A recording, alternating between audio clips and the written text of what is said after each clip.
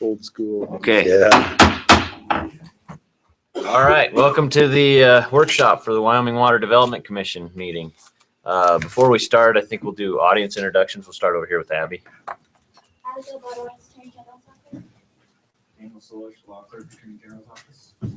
Nick Bettis, Water Development Commission, District 4. Kellen Lancaster, Water Commission, District 4 as well. Rod Wagner, Wyoming Water Development Commission, District 1. Karen Bud Fallon, Wyoming Water Development Commission, representing the public at large. Gerald Geis, represent Water District number 3. Sheridan Little, Wyoming Water Development Commission, Water Division 2. Clinton Glick, Wind River District. Division, Sorry. David Evans, Wyoming Water Development Commission, Division 1. Katie Talbot, Water Development Office. Jody Pring, Water Development Office. Harry Labonte, Director, Water Development Office. Ryan Shellhouse, AG's office. Barry Lawrence, Water Development Office. Brian Clerkin, Water Development Office. Jason Mead, Water Development Office. Chris Brown, AG's office. Pat Terrell, State Engineer's Office. Steve Wolf, State Engineer's office. Todd Hurd, Forsgren Associates. Leif Lindahl, Forsgren Associates. Greg Kerr, UW Office of Water Programs. Rachel Badger, AECom.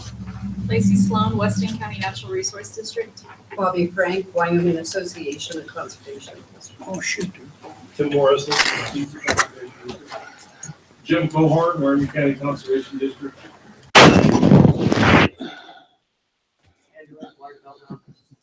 Christine Barrow with SWCA Environmental Consultants.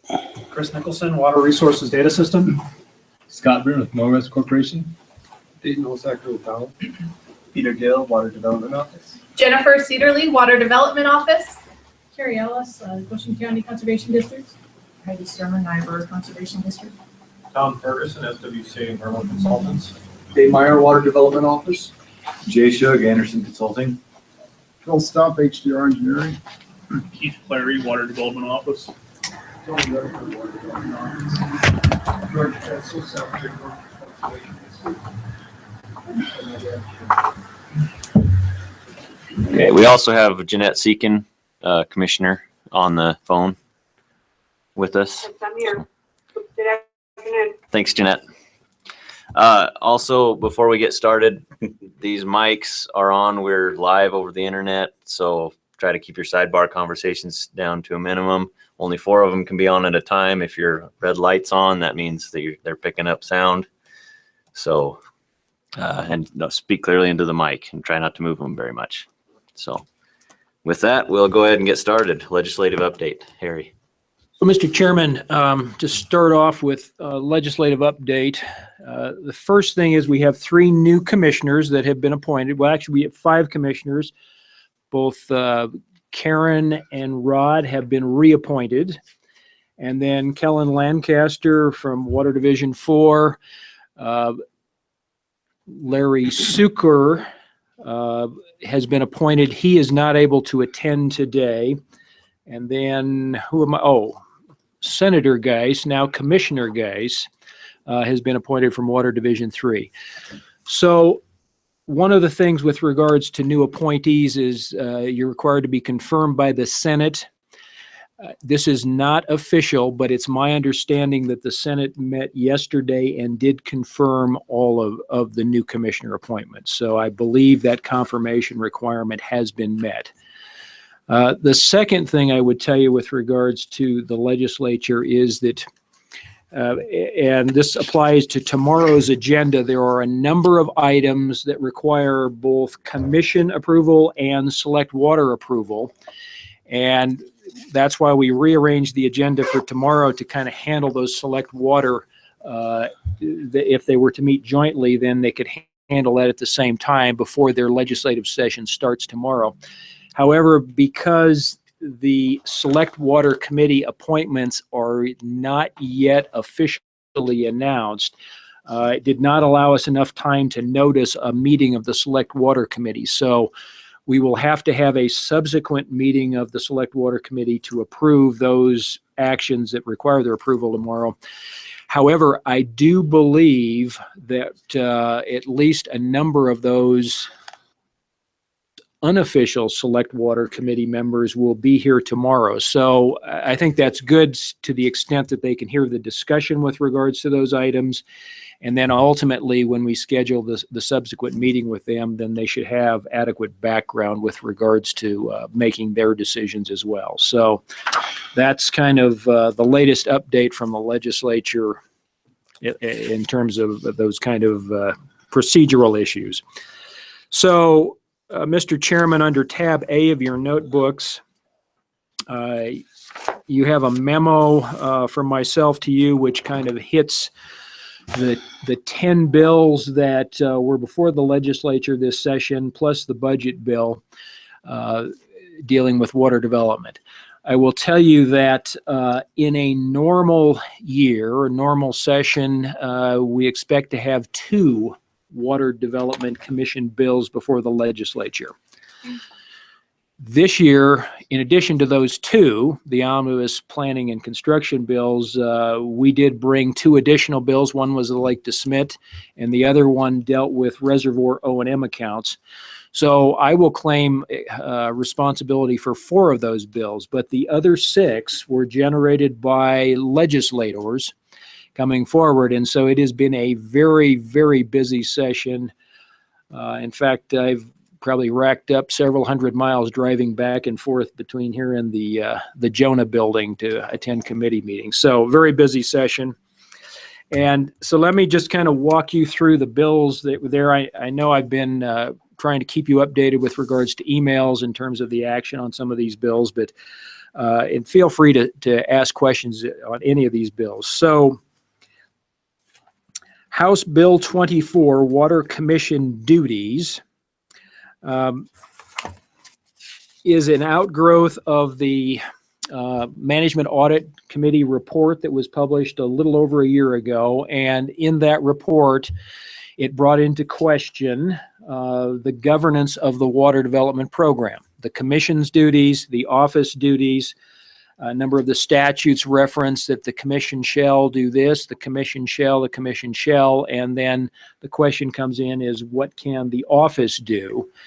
And of course, we've been working this last year with a document to define what those activities are required by the commission, and then how the office interfaces with the commission, and those things that the commission does versus those things that the office does.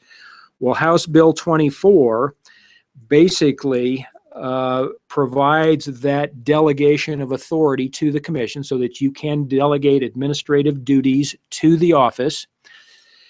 The one item that was added to the original bill was an amendment out of the House, which basically says that you can do that delegation of activity, but it must be through a promulgation of rules. Now, I think for further discussion, we'll interface with the Attorney General's office. I don't know whether that means that any delegation has to be by rule, or that you in essence delegated a number of duties with your action last October, if you recall, through those agency processes. So I'm not quite sure how that's going to interface with House Bill 24. That bill was signed into law February 21st. So it is in fact now a statute. So that's House Bill 24. House Bill 86 was the omnibus water bill construction. That value of construction projects, so these are all the level 3 projects, value in excess of $123 million. Most of that tied with 4 reservoirs, moving those to construction. And that bill was signed into law by the governor yesterday. So that bill went through relatively well. I will tell you, that bill actually did not have any amendments, as I recall. So we had, before both of the House Ag and Senate Ag committees, good discussion about the 4 reservoir projects, where they were, what they entailed, how they were going to be set up. And the senators and representatives did support that bill. And like I said, it went through with really rather little discussion in terms of the overall nature of the bill. And I think that speaks well to the program and the work the commission's done, as well as the Select Water Committee. So no real questions or problems there. The next bill, purchase of water rights and facilities. This was the final version of the Lake DeSmet proposal. And as you recall, the original proposal that I brought to you back in November and then was later discussed in December, was a bill that would authorize the office to negotiate for those Lake DeSmet water assets that had been identified that are for sale by Sasol Synfuels. It had an appropriation attached to that. $4.5 million would be the maximum negotiated price. Excuse me. And then we wanted to set up a reservoir O&M account should that transaction be successful in buying that. And I think we valued that at a $3 million appropriation. So the appropriation was intact. Any negotiated agreement would then come back to the commission for approval. It also required the Select Water Committee's approval and the governor's approval. And Select Water then, in discussing that bill in their meeting and whether to move it forward, decided to strip out the Select Water Committee in terms of approval and put the full legislature. And then that led to, in essence, the final drafting of the bill that if the entire package has to come back to the legislature for approval, then there's no point in putting the appropriations in the bill. We would bring the appropriations later with the approval a year from now, say, we'd put the exact amount needed for appropriations in terms of purchase. So the bill that went forward was to authorize the negotiations for the water assets with a cap of $4.5 million in terms of the offering price. And that bill went through the House. In fact, I think it was the final vote from the House was 60-0 to approve that bill. Went to the Senate Ag Committee, was approved, 5-0, do pass. And then came through Committee of the Whole in the Senate, was approved, second reading approved. And then on the third reading, it ran into some opposition. And the question that was raised by some senators was whether the bill was even needed.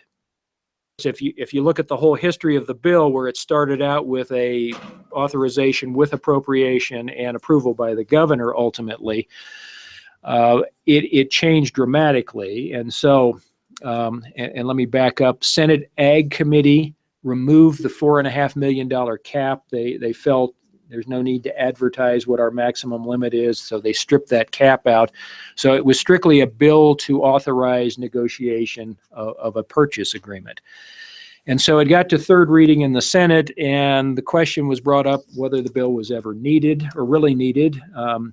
In fact, it probably is not needed in terms of my authorization. I can go forward and negotiate any deal I want, but ultimately it's going to need an appropriation. It's going to need the commission's approval. So I think that was what the opposition presented, and the bill failed 14-14 with 2 excused. So that leaves us in an interesting position, because if you look at the history of Lake DeSmet, that entire facility was offered to the state of Wyoming in the late 1990s, as I understand it, for free. And the state of Wyoming turned it down at that point in time. And so now to bring forward negotiation of, I certainly wanted to make sure that the legislature was on board with regards to acquiring these assets. And I guess I have a big question mark whether the legislature is supportive or not at this point in time. So I've posed this question to the governor's office. I've not at this point in time met with the governor. I hope to do that here in the next couple of months as to what action we may want to take, because I certainly think if you look at this from Sasol's perspective, and if I want to sit down and negotiate a purchase agreement with them, do I have the backing of the legislature at this point in time? And I can't show that by virtue of the failure of that bill. So I don't know where that leaves us. But again, I do intend to talk to the governor and determine whether we still want to proceed with those negotiations or not, and I will keep you informed in that regards. Along those same lines, we have a project in the planning bill. It's a feasibility study for Lake DeSmet, and that was added by the Select Water Committee back in December, and that has been approved. And you know, as you look at our agenda, we're teeing up now the selection process of consultants for the planning studies. And my thoughts to you are, with the failure of House Bill 118, my suggestion to you is that maybe we need to table the Lake DeSmet feasibility study at this point in time. Again, I'm looking to the legislature, and the bill to pursue purchase did not pass. So is there a need to do a feasibility study at this point in time? And I think until we get some of those questions ironed out, I think maybe the prudent thing to do would be to table any action on that study. I would not want to see us go out to the consultants and say, we want you to submit proposals on this feasibility study by virtue of the fact that it has a cloud over its head at this point in time. So that's maybe something to think about between now and tomorrow as to whether we move forward with pursuing proposals on that particular project. Sure, guys. I would suggest you visit with the governor and then bring it back to us after you visit with the governor, would be my recommendation. Mr. Chairman, that's my thinking on the feasibility study, that until we get all those questions resolved on the executive branch side of government, that it's best just to put a hold on the feasibility study. So, Commissioner Bettis. Yeah, and I'd say maybe in conjunction with that. Microphone. Maybe in conjunction with that, we could put it on the agenda for a joint, with our joint meeting with Select Water. That way they could get some input into it, see what they say, and then go to the governor. And then we may have a better idea how to move forward. So Mr. Chairman, with regards to that, they will be here tomorrow. I think they will obviously be able to express their opinions. That's a responsible or reasonable question to ask them tomorrow. But our next joint meeting with the Select Water Committee will not be until June. So I will certainly meet with the governor before then, but that's get their input in terms of how they view whether we should proceed at all with the purchase negotiations. So, Mr. Chairman, the next project is the Select Water Committee, or Senate File 3, Select Water Committee Review of Projects. This was brought by Senator Meyer, and I think its origin was really with regards to the Colorado River Basin MOA projects that you discussed last June and recommended on to the Bureau of Reclamation. And the way the statute reads, it is the commission that makes the determination of which projects to recommend. And I think, as I recall back to the June meeting, Senator Meyer had some opinions with regards to one of those projects. He brought this bill, which basically says that Select Water can provide an opinion with regards to funding of any project going forward with regards to the water development program. So I think it just kind of bolsters or strengthens Select Water's ability to express opinions and recommendations to you, but the statute remains the same, that it is the Water Development Commission that makes the final recommendation to the Bureau of Reclamation. That bill has been passed and signed by the governor. Senate File 8 is the transfer of water funds, and this deals with two of our reservoir O&M accounts, Pathfinder and Glendo. And you may recall, this is a bill that I originally drafted for your consideration. And it specifically, if you look at the other reservoir O&M accounts, Buffalo Bill, Fontenelle, Palisades, they have a provision that any funds deemed to be excess by the commission can be moved to Water Development Account 1. Pathfinder and Glendo do not have that provision, and my thoughts are that because those are the new accounts, they were created in the 2000s when both of those contracts with the Bureau were put in place, so late 2000s, and they don't have that provision. And this came out of the Management Audit Committee report that any legislation that would be appropriate to moving these funds deemed excess into Account 1 should be done so. And so this bill would have provided that language for both Pathfinder and Glendo. And actually with Pathfinder, it has a sizable fund or level of funding there that you might consider some of that excess and be able to move it. So that bill came through the Senate, was approved, went to the House, did it go to House Ag? I don't recall whether it made it through House Ag or not, but it was ultimately referred to Appropriations Committee. And I did testify in front of Appropriations, explain the bill and the need for the bill, and said that it's in response to the Management Audit Committee report that was done. And House Appropriations tabled the bill. And now at this late date in the session, that bill is dead. So at this point in time, there is no ability for the commission to move funds from Pathfinder or Glendo into Account 1 or 2, as the case may be.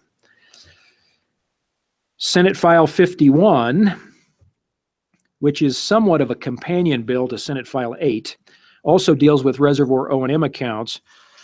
But what it does, and I'll tell you what it does, and then I guess I'll explain why I think it may have come about, is that currently the commission is required to review those O&M funds annually and report to the Joint Ag Committee as to their financial status. And then that's where it really leaves it. That, our obligation to the legislator is complete, excuse me. And you still have the ability to move funds from those accounts, if they're deemed excess, into Water Development Account 1. The bill requires that reporting of the status of those funds also now include the Joint Appropriations Committee, in addition to Joint Ag. And before any funds are moved or deemed excess and moved to Water Account 1, it requires the approval of the full legislature. So it has made it now more restrictive in our ability to move those funds. And I think the reason for that, of course, is that we did transfer $7 million last year from Buffalo Bill to Water Development Account 1, which was also a function of a recommendation that came out of the Management Audit Committee. And in talking with some LSO folks, what their kind of, thoughts were is they made a recommendation. The commission followed that recommendation, determined that there was excess funds, and moved those funds as the statute allows. And I think there are maybe some members on joint appropriation that took offense to that. So we now have a new bill. That one was signed by the governor yesterday. So our duties, of course, in terms of reviewing those accounts, determining whether excess funds exist, are still there, but we now have additional reporting requirements, and if we want to move those, we need the blessing of the full legislature. Mr. Chairman? Go ahead, Commissioner Seekin. Hearing, I know the legislature can really do what they want, but does this mean that with these transfers, that they can transfer them at their choice whatever our recommendation might be, to any other account within the state, not just Water Development One? Mr. Chairman, Commissioner Seekin, I think it opens up that possibility because any recommendation that would come from the commission would be to transfer excess funds in this account to Water Development Account 1. That would have to take the form, and I'm surmising that would ultimately fall into a budget bill, whether it's supplemental or the biennium budget. And then it becomes, I think, very easy to change or amend the designation Water Development 1 to any account that might exist within state government. So I think it does open up that possibility. So follow up, Mr. Chairman. Go ahead. So Senate File 51, I mean, it really, whatever happened with Senate File 8 is somewhat moot, because with Senate File 51, that money becomes available to the whole state. In theory, if not in practice at this point. Mr. Chairman, I would agree, yes. Okay, thank you. Okay, Mr. Chairman, continuing on, Senate File 56 was the omnibus water bill planning. Total appropriation $13,492,000 and some change. That bill was amended in the Senate, and we have a number of people here this afternoon that are here basically in response to that amendment. We had 7 watershed studies planned in the bill that was presented to the legislature. My conversations with a few legislators, they felt that was too much money to spend on watershed studies, and so the amendment in essence cut the funding for watershed studies from about $2.2 million to a little under $1.1 million. So the amendment in essence cut in half the allocation.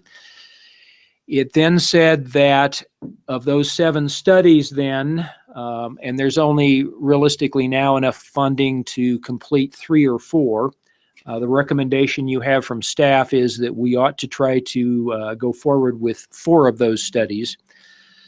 But in terms of prioritizing those projects, that is which of those 7 would go forward in the form of 4. That is left to the Water Development Commission, and it must be approved by the Select Water Committee. So that's in essence what that amendment does.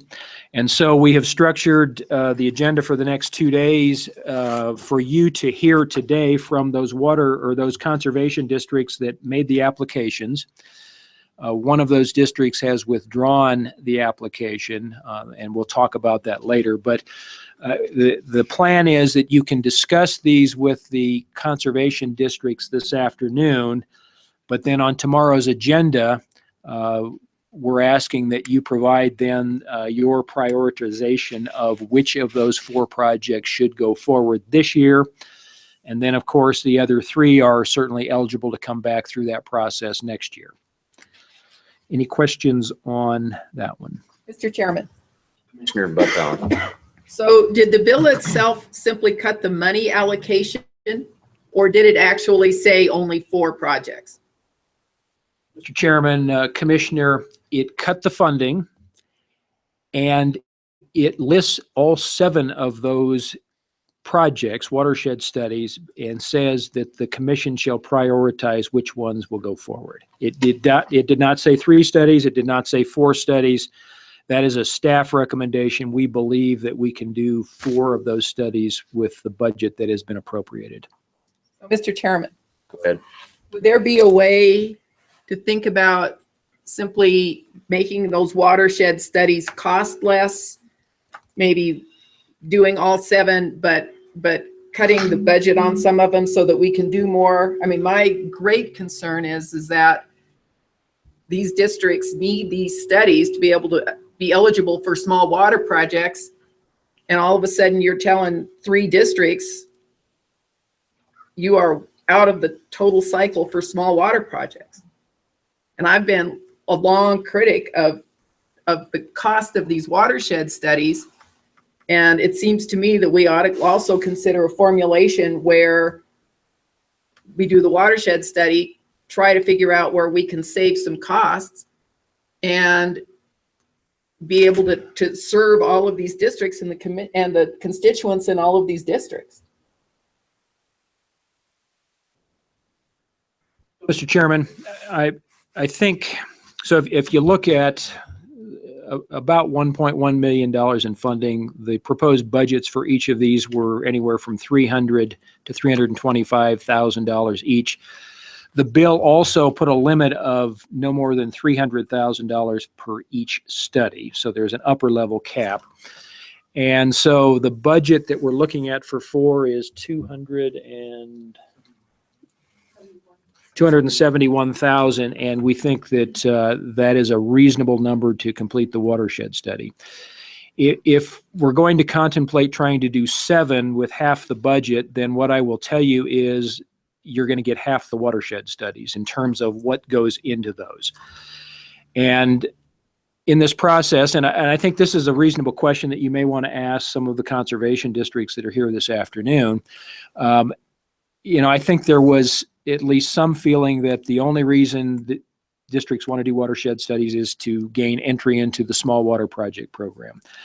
The discussion that I had through the course of this session was that no, the districts feel that there is value beyond the watershed or beyond the small water project program with these watershed studies. They help the districts manage those. And so if you want to cut the budgets in half, which is what the legislature has done, and still do all 7, then there will not be anywhere near the work product brought forward by the consultants. You can't do the same amount of work for half the budget. And so we think this is a staff recommendation. We think the recommendation is we can move forward with 4 and get reasonable watershed studies, but we can't do all 7 and get a reasonable product. And I'm going to hang in there with my comment that I think that the watershed studies, I think that some of them, you can actually look at the individual watershed studies and there may be pieces that we don't need. I'm not suggesting telling the consultants they have to do the full-blown thing for half the amount. I understand that won't work, but I think we need to actually spend a little time, look at each individual request and figure out if there's parts of those requests that aren't needed, that we could simply not fund. And I think that is instead of just saying everybody has to have the full-blown $300,000 project, there may be a watershed district out there that really doesn't need $300,000 worth of study. We think they do. They may not think they do. And I think that is a reasonable thing to look at with these districts and figure out exactly what they need, maybe what data they already have. I've looked at the districts spent a whole ton of money doing what they call a Sweetwater program that has a lot of great information. Maybe we can look at putting it together in some of those ways to figure out how we can help more districts with less funding. Jody? I'd like to address that. And I think that we've heard what you have said about those watershed studies. And our project managers throughout the past, I don't know, help me out, guys, 4 or 5 months, got together and took a good hard look at the RFP for the watershed studies. And that's exactly what they did. We've really streamlined the process and we've taken some things, put them in different categories, but then we also told the project managers, talk with your conservation districts and find out some of these things that may not need to be done in each of these watersheds. And that's exactly what they did. So you will see RFPs for those watersheds that are going to be different because they took out specific parts of those RFPs that were not pertinent to that watershed. So if there was flooding and runoff and that's not an issue in that watershed, that whole section of the RFP was removed by the project manager. And they did that in each one of those sections to tailor that RFP specifically to that watershed. So that's exactly what we're hoping is that even if we say 271,000, we put that number out there knowing that that's what we've got to work with. But the consultant will then take a look at the RFP and come back with a number that they know that they can do in that reduced scope that those project managers have gone through. Mr. Chairman, I appreciate that, but I do not believe that consultants are going to, I think that if you put a maximum bid out there, I've talked to enough consultants, they are going to do the work up to the maximum. So I'm not, I mean, I do appreciate that your team has gone through and really tried to tailor these RFPs to the project, because I think that was lacking before. But I think we need to figure out another way then to deal with the budget or talk about the budget, because it seems to me that even, so if you're tailoring down the project, I don't understand why you still have to expend the entire funding if you're tailoring down what's going to be included in a watershed. I mean, that doesn't, I'm not a consultant, but that doesn't make any sense to me. Well, Go ahead. I guess I would disagree with the statement of they go clear up to the very top, because I can give you a multitude of examples where that has not happened. So I think that I'm not concerned about that part of it. And there's lots of consultants that are very involved in this process. I've been watching all of this from the get-go. So they do know that this is something that they're going to have to pay attention to, and that we're going to be paying attention to with them on just how well they're doing, looking at the scopes, looking at the tasks that they need to do, and tailoring that amount. I mean, that's part of our jobs as project managers as well, is to know when we've got consultants that are way and others that are not. So I think everybody's very super sensitive to everything that's gone on, and listening to the commissioners and what's happened during this legislative session, where I personally don't have a concern that that's going to happen. I think everybody's going to be very vigilant about budget and tasks and try to get the best product out there that we can, knowing that we've got a little less money in which we can work. Mr. Chairman, Chair Bettis. one question and comment, I guess, along the same lines that Karen talked about.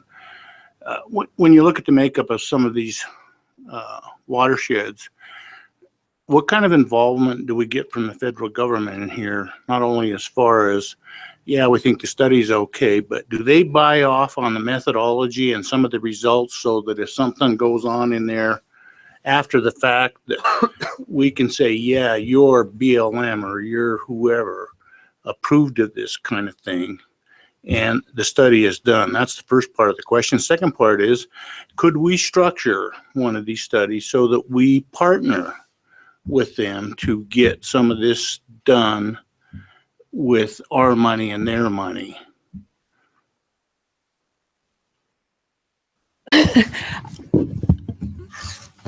Mr. Chairman, I guess my thought in that regards is you're not going to get federal participation in terms of way of costs. I think, well, there is a new administration in Washington, D.C., and everything I hear is budgets are getting smaller. And so in terms of land planning, they certainly participate in the program, but I don't believe you're going to get cost sharing from the federal government. But I guess basic things, when you look at the watershed, how many acres, the runoff calculations, those kind of things, so that if you were to structure, let's say, a dam building or something like that, does the federal government then sign off on the information that was obtained by the watershed study, so that a landowner or a grazing association or whoever or somebody else that wants to build a sediment pond or anything down there, do they sign off on those numbers, or do we start all over again?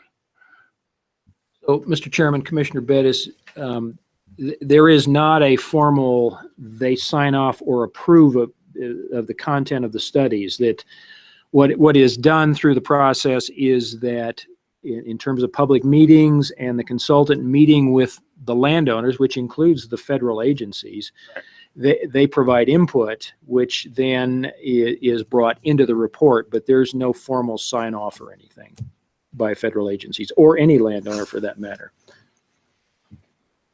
Mr. Chairman? Commissioner Seekin. Go ahead. Is that me? Can I go ahead? Yep, that's you. Okay. I'm sorry. I'm going to go back to what something that Commissioner Beth Ballin said about the cost of these watershed studies. I think that was Jody that was speaking. really still need a little help understanding your rationale. If we have a watershed that, because of other studies or that either we have funded or other studies they have done, and there's information out there, and this new study is $100,000 value, and then you have a watershed study B that they've done nothing or they don't have any information, so it's a $300,000 value. Why, again, would we put both of those out for bid at $300,000 when we know going in that watershed study A already has access to a lot of information? I guess I need a little help understanding that rationale. Jody, go ahead. Well, I guess I'm a bit confused by the question. I'm not sure what you're talking about with A and B, but I guess I don't know that we would have two studies going on in the same watershed at the same time. She's talking about comparing watershed to watershed. Okay. If you have, Mr. Chairman. Go ahead, Karen. Yeah. Let me help you out, Jeanette. So you have watershed A, and you've shrunk the scope of watershed A so that there's less stuff, and they've already had some studies out there and they've already got some information. So their watershed study and their scope of work is less. And then you have watershed B, and there's nothing has ever been studied, nothing has ever been done. They're going to have a bigger scope of work. Why do you have them both cost the same? That makes no sense. Okay, gotcha. Okay, got that. And I guess this is going to sound like a really lame answer, but that's the way we've always done it. Right. So, and I guess we could, that's the number that we put out for bid. And again, I would hope that both the project manager and the consultant is familiar with that project and knows that what has been done and what hasn't been done. So if a consultant comes in and says, I'm going to spend $271,000, and there's a bunch of background information that's already been done, then you know that they didn't do their homework. So somewhat on them to go out and do some of their homework to know what should be done in each of those tasks. And the project manager knows that as well. So we can compare notes and say, okay, well, again, you guys overshot the runway on this. And we know that you don't need to spend that much on task one because there's a lot of information already out there that you don't have to go and gather. It's already out there. So Mr. Chairman, those budgets do differ from watershed to watershed. The proposals that were brought forward for these 7 watersheds is they varied in cost from $300,000 to $325,000. That reflects some of the differences in the watershed, the size of the watershed, the amount of federal land involved that might be looking at potentially small water projects. Those things are factored in. And then the other thing I would tell you is that for the consultant that goes out and does their homework and says, well, yes, there's a lot of existing information here that we can use, that should be reflected in their cost proposal. And cost is one of the factors that is considered in the selection of these consultants. So the consultants are given that opportunity to refine their cost. And, I think nothing catches anybody's eye more than, oh, you're the lowest cost proposal for this project. So to the extent they can sharpen their pencil and make it more specific there.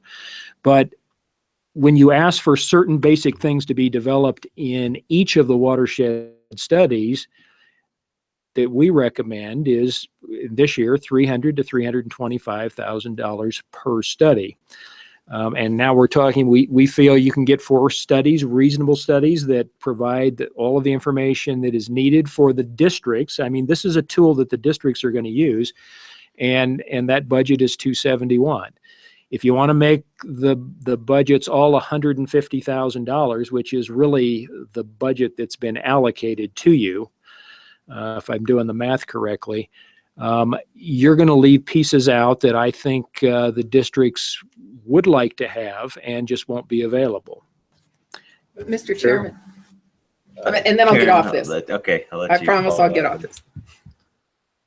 But if we don't know those variation in costs going into it, how do we know whether we can budget for 5 watershed studies or 3 watershed studies or 7 watershed studies? That's my complaint. I mean, no offense, I don't like the way we've always done it. You guys heard me gripe about this for years. I think setting everybody at exactly the same and not doing our initial budgeting so that we know who we can fund without looking at it individually is not a service to either the districts or the taxpayers of Wyoming, because you're going to leave some districts out. Obviously, the districts all wanted to have watershed studies or they wouldn't have made the application in the first place. And I think now saying, well, arbitrarily in one day, we're going to kick out 3 of you or 4 of you, I think is a total disservice. Mr. Chair. Commissioner Geis. Mr. Chairman, what we got to do, And I will second what Karen said, I will get off of it. I guess we have professional staff there. I guess I'd like to see a proposal go out where we're telling the consultant, the sponsor, and the taxpayers of Wyoming that we know exactly what we're asking somebody to bid on. We know what something should cost. We know what is needed in that watershed study, and that request is going to reflect that, rather than us just putting out a cookie cutter request that we're sitting there hoping that a consultant is going to come back and tell us what we need. It's really to be the other way around, from my perspective. Commissioner Geis. Mr. Chairman, what we really need, we got a lot of studies laying on the shelves. We need to know what's in those studies, and we know what extra we need to complete the study. So they're going to vary, and we got to make use of the old studies we've already spent a lot of money on. I mean, they're laying on the shelves. I've been around here a long time, and we've spent a lot of money on studies. Commissioner Evans. Well, I guess I feel like the legislature is making us do backflips that we shouldn't have to do. They, in their wisdom, decided to extend the queue on watershed projects a year. They, in their wisdom, decided, in effect, that we need to tell 3 conservation districts they have to wait a year. We don't think that's a good idea, but I'm sure somebody made that argument in the legislature and got outvoted. We can't change what the legislature's done. To do backflips and try to do 7 projects when there's really only money for less than that, I think starts putting us in a position we shouldn't be in. We don't think it's a good idea. We don't want to tell these 3 conservation districts they have to wait a year, but I think we have to remember the legislature, in their wisdom, has put us in that position. I think it's fine to look at the cost of these projects, et cetera, but I don't think we're going to create 7 projects out of money for 3 or 4, or maybe we can create 5, but we're not going to be able to get to all 7 of those because that's the position.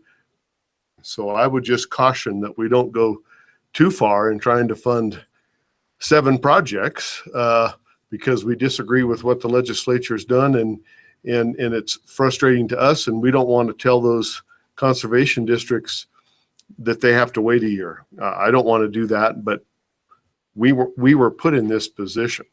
And so I just would caution going too far, trying to squeeze a round peg into a square hole here that we've been handed. Commissioner Evans, or Commissioner Bettis, excuse me. I agree with Commissioner Evans. I think that not only has the legislature put us in a position to make these choices, I think we need to make them. And if you look at the general trend of these, particularly account 1 is what's going on there.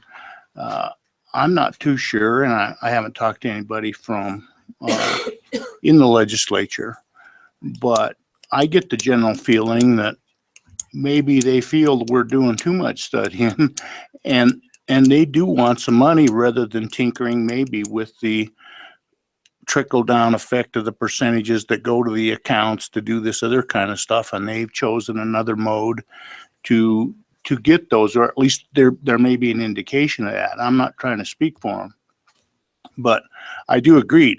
I think on the other hand, I don't think there's anything wrong with what Commissioner Evans said about telling some of these districts to wait a year. to me, it seems like in a lot of instances, even with level 1 studies where we haven't maybe done as good a homework as we should have, we've decided to do these projects because they came into this window, and we had to get them done. I don't think there's anything wrong with telling a district that, hey, we need some more information here. If you have to wait till the next funding cycle, fine. I think for the most part, I don't think the districts or the applicants should feel bad about that. I mean, after all, this is taxpayer money that we're looking at here. And I don't think there's anything wrong with telling somebody, hey, because of cost, because we don't have enough information, because of all these other issues, that you may have to wait till the next funding cycle. I just don't think there's anything wrong with that.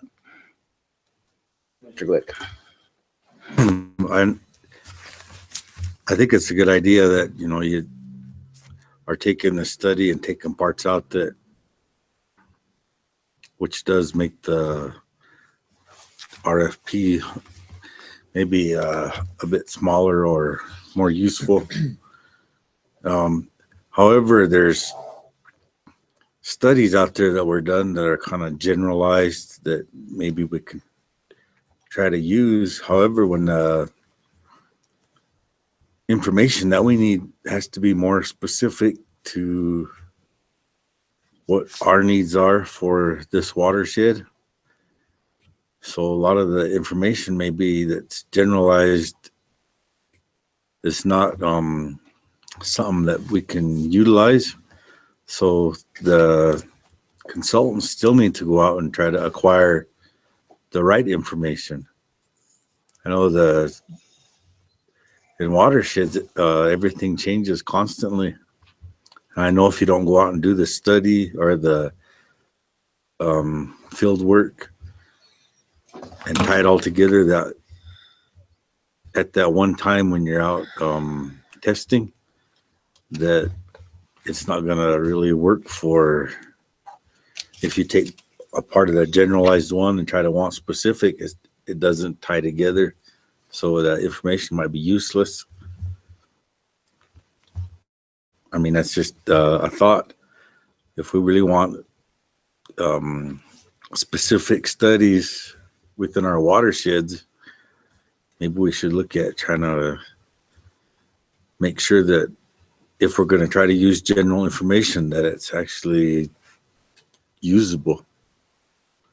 So, I mean, that's a thought. Commissioner Wagner. I would submit to the commissioners that we spent a lot of time working out prioritization methods, and that is part of our job, is to prioritize.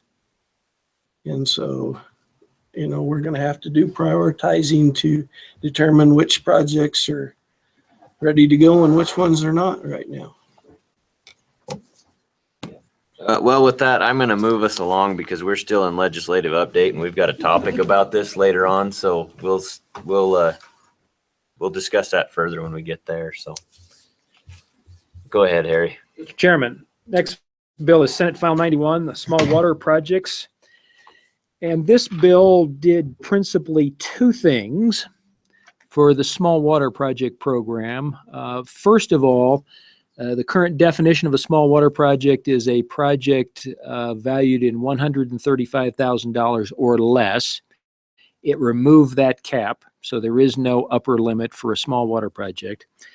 And then the second thing that it did is that it moved the final decision-making authority from the commission, which then had to be approved by the Select Water Committee.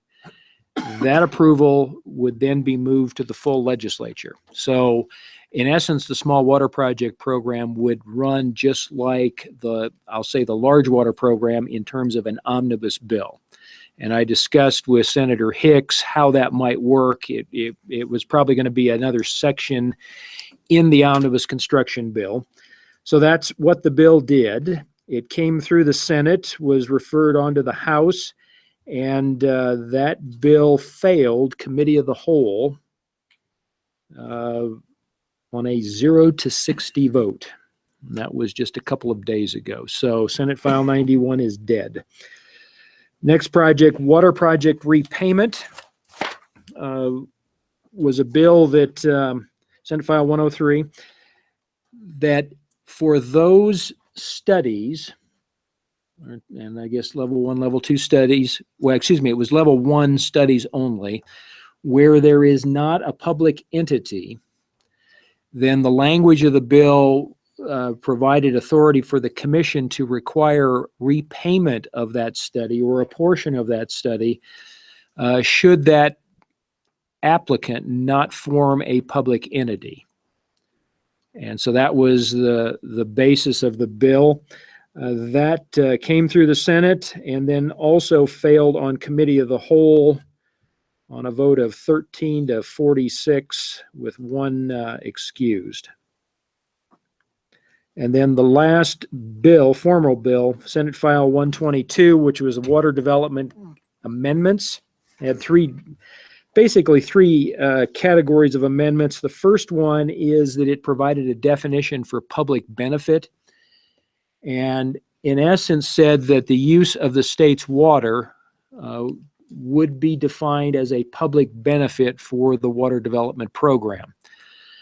The second thing that it did is that it expanded the financial disclosure requirements for the commission, and it added interest in a law firm or legal practice where clients seek funding from the water development. So individuals that would have that type of financial interest would require that that be disclosed.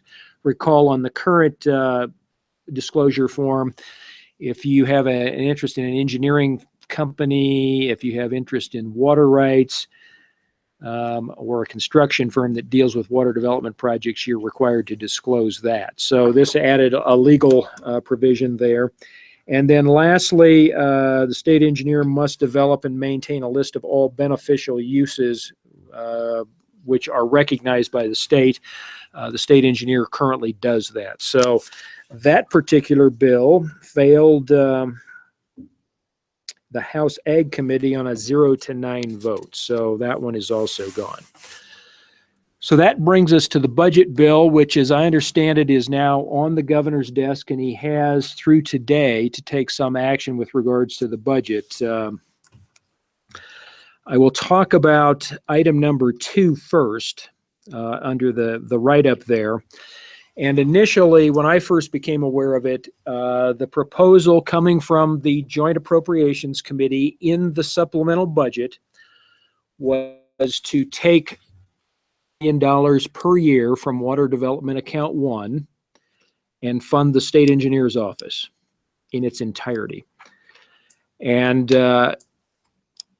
ultimately, then I was asked to appear in front of Joint Appropriations. I explained to them that in fact, well, and they were fully aware that this has happened in the past from the period of 1995 to 2002. Water development funded 100% of the state engineer's office. In 2002, when the revenue picture for the state improved, the state engineer was put back into the general fund. And that's where the state engineer's office really since 1890 has been funded in the general fund, except for that 95 to 2002 period. My discussions with the commission, or excuse me, the Joint Appropriations Committee, was that when you look at the revenue stream into account 1, which is about $19 million in severance taxes, and there's some interest on the account balance, and then loan repayments, we're looking $23 million a year.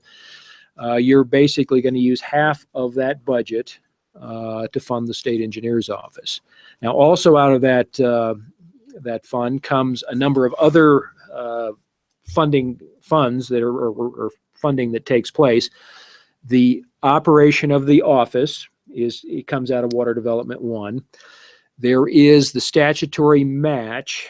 It's a 20% match for the drinking water SRF program, of which Water Development 1 pays about half of that. So that's about $1 million a year.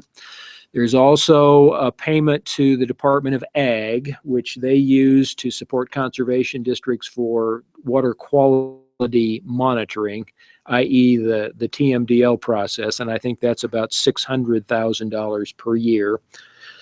And so with all of those diversions, they were going to leave very little money for projects. And after that discussion, they reduced the diversion from 12.5 million to 6.2 million. And the way it's structured in the budget, that will be used to fund the Board of Control operations, which is about half of the state engineer's budget. So we're asked, Andy and I were asked to provide some financial projections to put that all into perspective. This year in 2017, between the two omnibus bills, we funded $25,458,000 in projects out of Water Development 1. What the projection is, if this 6.1 million diversion goes forward, is that for the next couple of years, you probably be funding projects at about a level of $21 million a year. And that's principally due to the fact that there is a, excuse me, there is a surplus in that fund. If you recall, you had about $50 million available this year. You spent $25 million. That the balance carries over into future years. And so we're looking now at about $21 million for the next 2 years, the next biennium. And at that point, the balance will be expended. And from that date forward, you can look at about $14 million per year in available project funding under that scenario. So that's on page 30 of the bill, the supplemental bill. And then in addition to that, the Joint Appropriations Committee determined that the Water Development Office should cut its budget, its operating budget, by 4.75% for the biennium, which is about there's a typo there, it's $402,871 per year. And I can't give you any particular reason for that. That is the funding cuts that were required of general fund agencies last spring. We are not a general fund agency. So if the budget bill is ultimately signed in that form, then we will be looking at cutting the operations budget for Water Development Office. And that's my life for the last month and a half.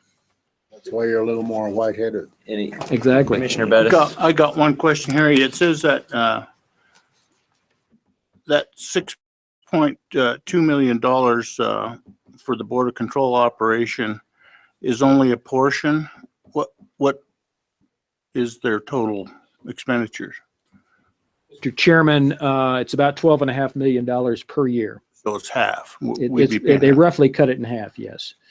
But the way it's structured is the Board of Control is an operating unit within the State Engineer's office. The State Engineer is here. And the Board of Control portion of the budget is $6.2 million. And so we are funding all of the Board of Control operation in the budget proposal. Questions for Harry on the legislative update? All right. And we'll move on to the Wyoming State Engineers update. Is that D? It's not a tab. For that stuff.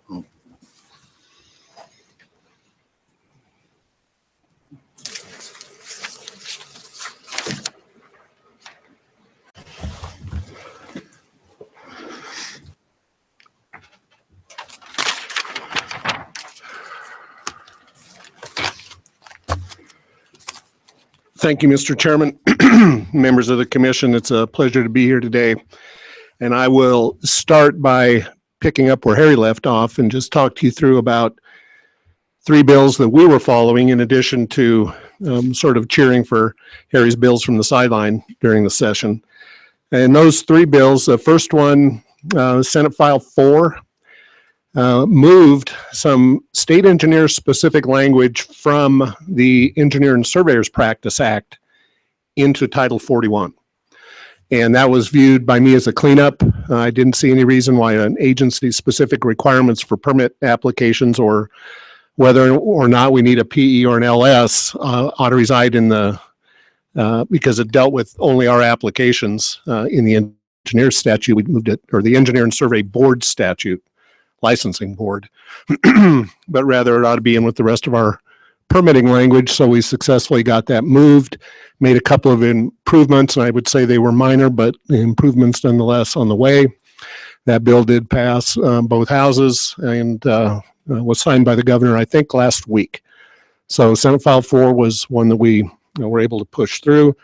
Then there were two House bills that we were involved in. House Bill 44 was another bill that dealt with the Engineer and Surveyors Board, and their office is right behind us at the back end of this room here, that did a cleanup of their Practice Act. If you may recall, but in 2013, their Practice Act went through a major revision, major rewrite. Did things like move the board from a 7 to a 9-member board, and cleared up a number of areas that the board had issues with over the years, and left about 4 areas that were still, they had a couple of warts on them from a practical standpoint.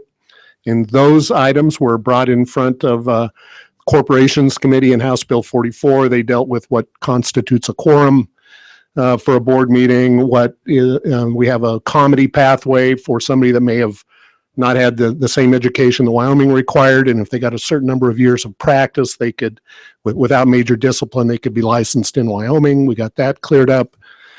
We had lost another pathway for somebody that didn't take the EIT exam. That pathway is back in. They got to work a few more years, but they can still get licensed. And then I think there was one other change, but that was House Bill 44. That bill also passed. So 2 of the ones that we followed had to do with this board here in the room. The third bill, House Bill 47, was brought to our attention last fall by Representative Barlow out of the northeast part of the state. And what he wanted to do was, he was hearing complaints from counties who had to pay and have historically paid the advertising fees when we take a water right through the proof and adjudication process. When you go and take a water right and you've put it to use on the ground and you say, I'm ready to adjudicate, you get a certificate, we will go out, inspect it on the ground, fill out a proof form, and then that proof form is advertised in the newspaper. Traditionally, the counties paid for that advertising. So we would take the proof in the field, we would prepare an ad, we would send that ad to the newspaper and tell the newspaper to send the bill to the county. And that's the way it worked for years, and the counties got tired of it. Their budgets are under pressure, just like the state budget is under pressure, and they made a compelling case that Representative Barlow did, that really this is something that should be paid for by the appropriator. And at his request, we just helped work language that would make it work the way he wanted it to work. And if you read House Bill 47, you'll see how that ended up. So now what we will do when somebody wants to adjudicate a water right after July 1, we will raise fees a little bit, because in the past, we used to pay for the recording of these certificates in the county at about 20 or 30 bucks that we would charge the appropriator for. Now we will charge them an additional $30 to $50 for the advertising. And once we get paid for that, we'll advertise and take that proof to a board meeting to adjudicate. So the appropriator who gets adjudicated now will pay that advertising fee through us to the newspaper, and the county's out of the picture. So that's House Bill 47. That bill also passed and was signed by the governor, I believe. So those were the 3 bills that I was following most closely, and I'd take questions on them if you have them. Mr. Terrell. Oh, Mr. Chairman? Harry just asked me if I would mention in-stream flow bills. There were 2 or 3, 2 filed at the beginning of the session. I want to say Senate File 58 and 80. And then there was another one that came in on the House side after the session started. None of them came up in committee or were assigned to committee or saw the light of day. So they dealt with, you can go find them on the website. They had to do with the obtaining either the state or that was one bill. The state could get an in-stream flow through a temporary water use agreement. Right now, you can't do that. The other bill said any party could get an in-stream flow through a temporary water use agreement. And so that was the nature of what was before us, but they never came up. So they weren't heard in committee and they didn't go anywhere. Any other questions? Chairman Little, and I have to say, I got to apologize. The guy to your right, my left up there is also the only chairman I've known for 16 years in ag until this year. And so if I look at him and say, Mr. Chairman, I'll have to give you my apologies ahead of time.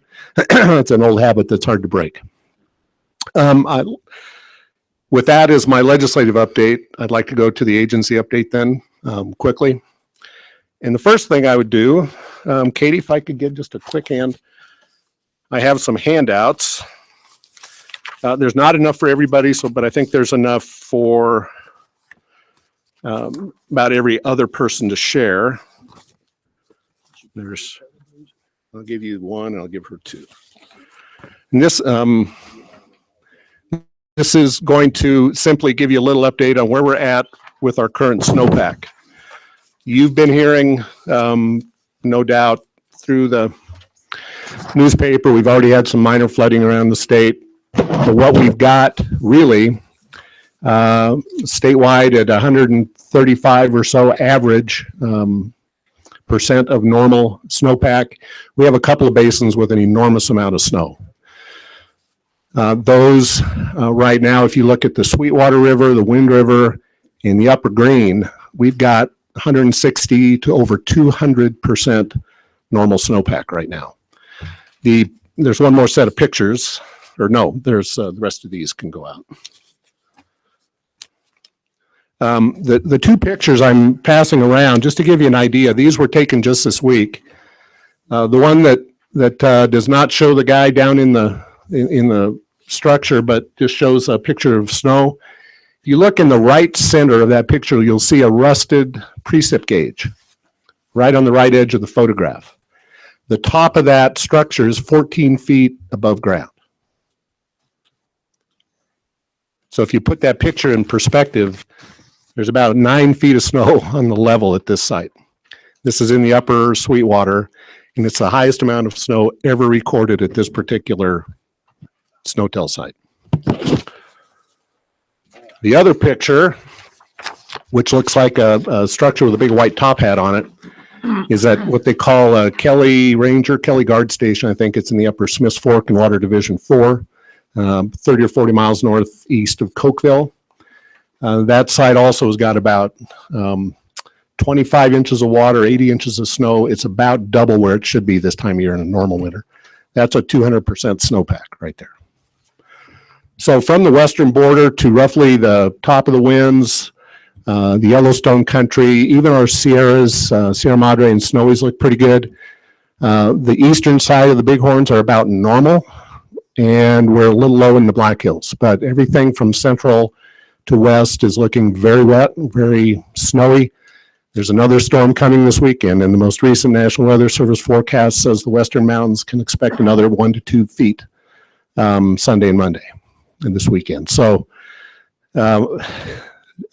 Chairman guys, in the Wind River, Bighorn River Basin, and anybody in the Green River Basin, you're going to want to get new hippers coming spring. We're going to see, we've got about 145% of normal inflow to Lake Powell forecast right now, 200%, I think, Steve, of normal runoff into Flaming Gorge, 230%.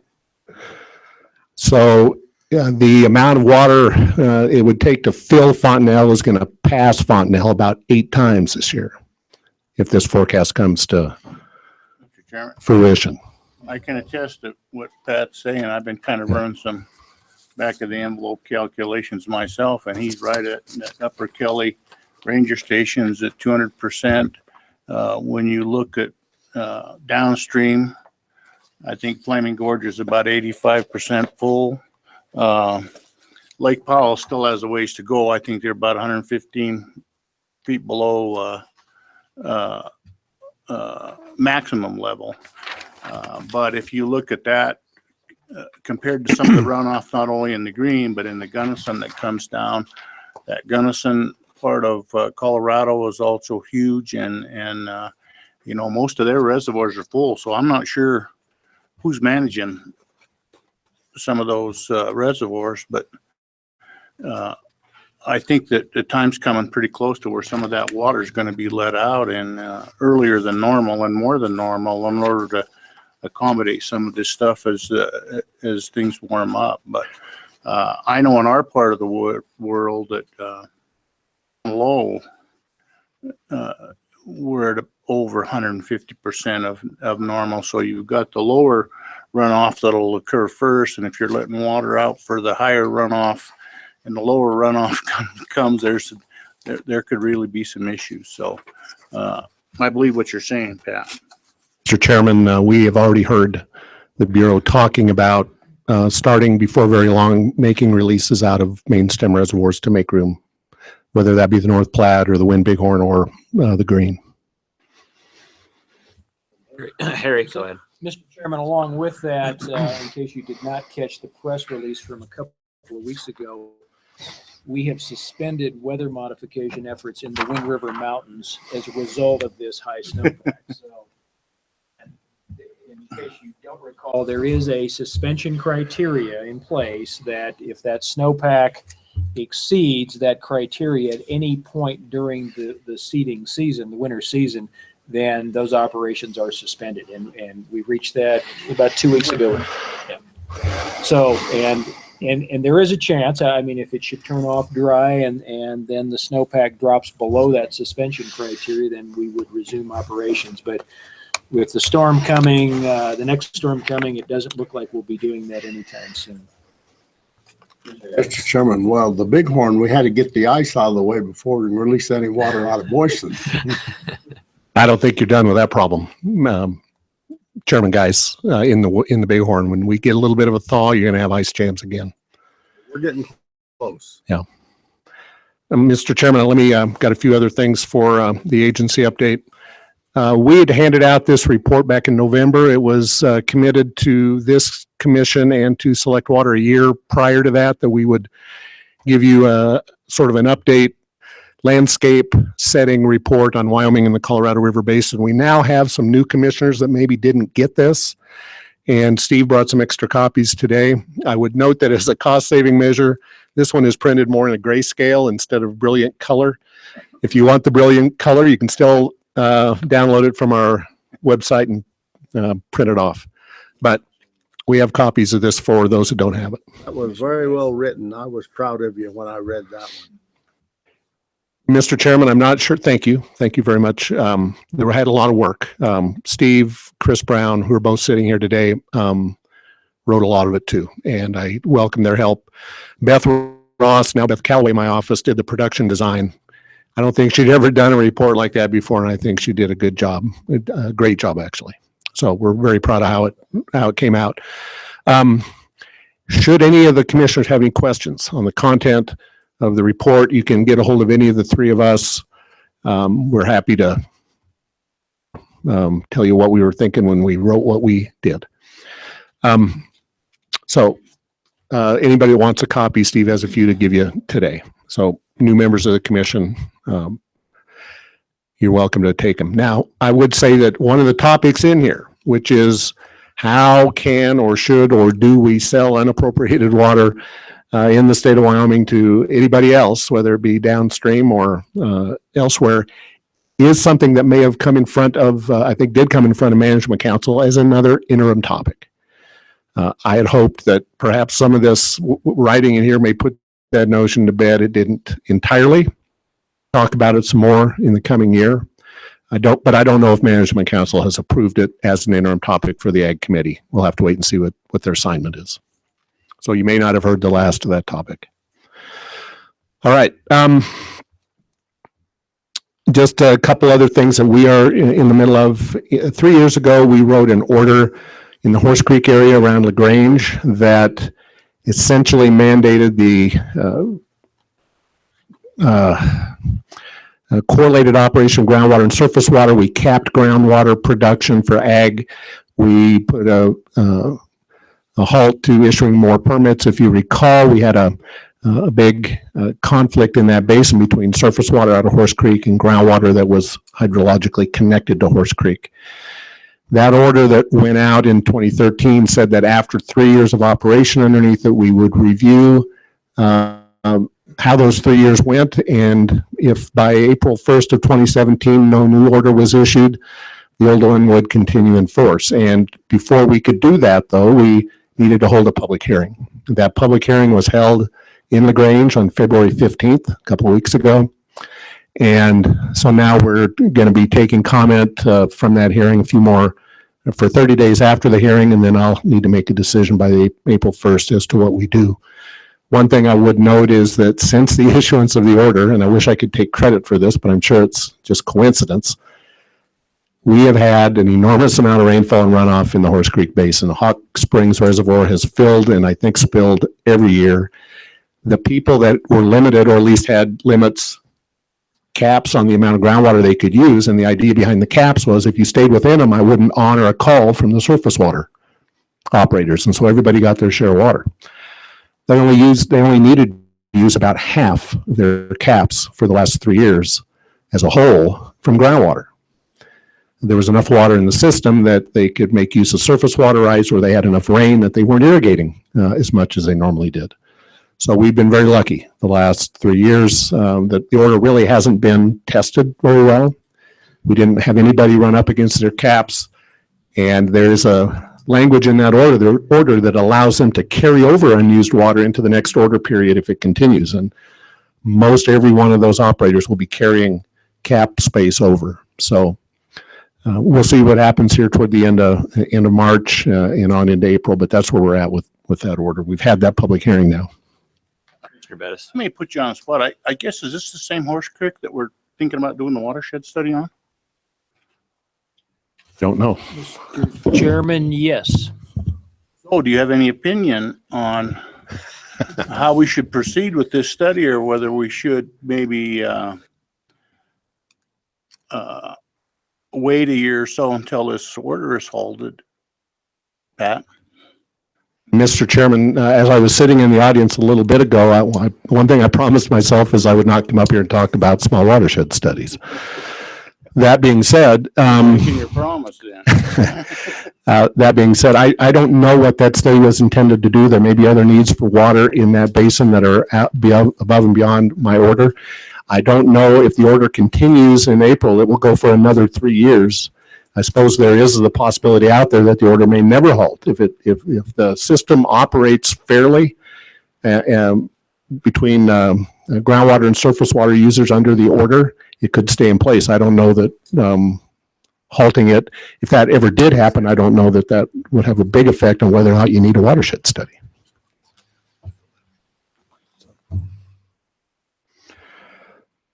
The next, I don't know if I answered your question, Commissioner Bettis. Fine. All right.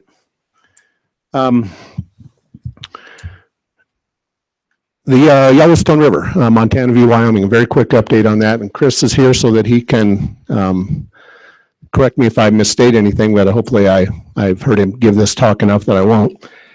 We don't quite have a bow on the decree or on the lawsuit just yet. We now have 2 proposed final decrees that have been submitted to the special master, but that's how close we are. We're down to whose final decree is the one that we're going to will be accepted, if either one of them are.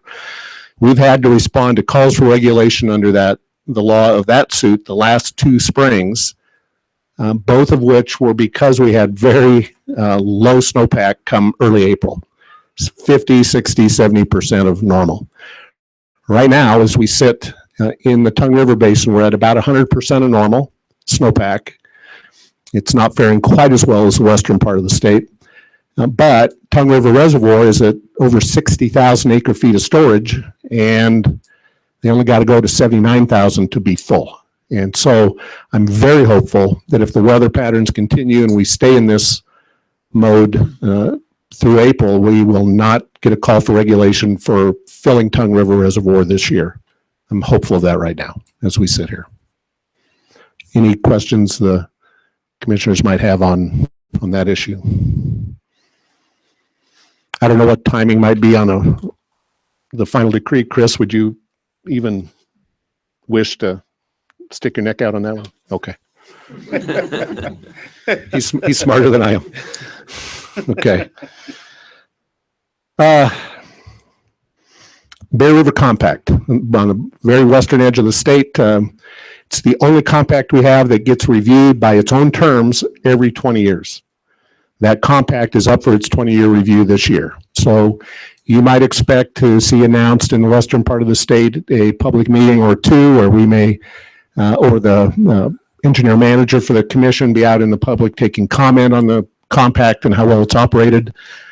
I'm hopeful we won't see any major changes to it, because when you change a compact, it's a change of federal law, and we know what rat's nest that might be.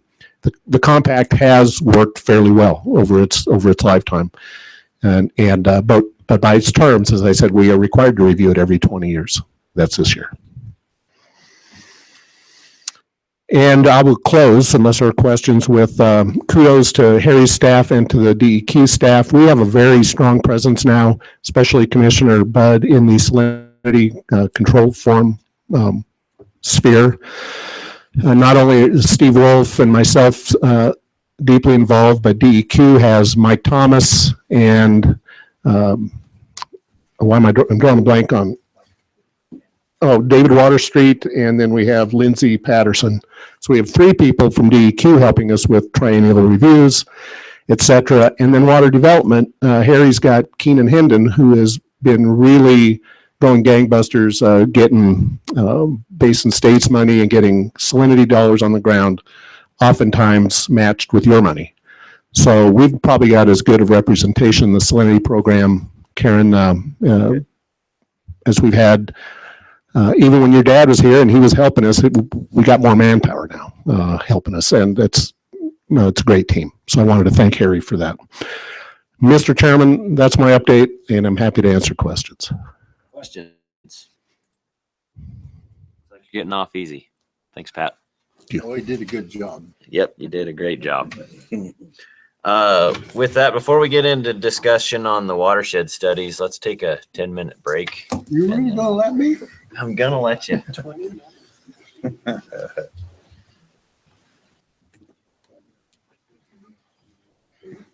I couldn't wait for break.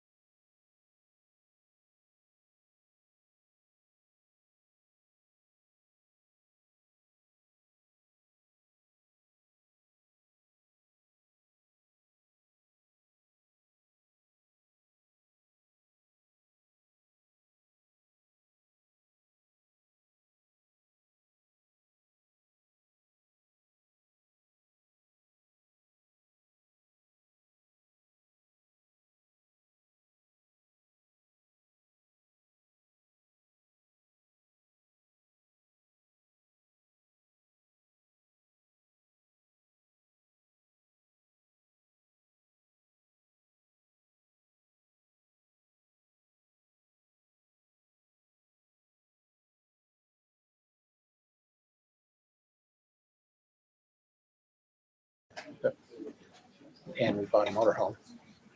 Good for you. So we got a lot of studies laying on the shelves that they shouldn't, they're using them, but they're charging us for them. Yeah, they shouldn't. South Dakota, right? Interesting. Okay.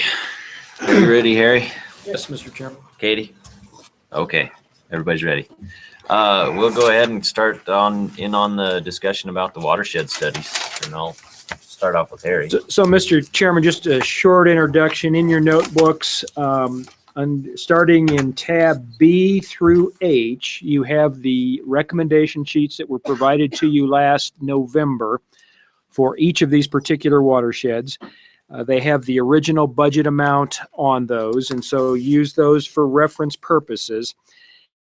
And my thoughts to you is that we have a number of the conservation districts, the sponsors here, as well as Bobby Frank, and I would just allow them an opportunity to speak to you, let them tell you about their watershed, their proposal, what's important or what's not, and just gather that public information prior to you taking on your prioritization tasks. So that would be my suggestion, Mr. Chairman. Right. Well, with that, we're going to start with we're going to work down the list and start with Beaver Creek Watershed Study. And do we have a representative for the sponsor there? Please, if so, please come forward.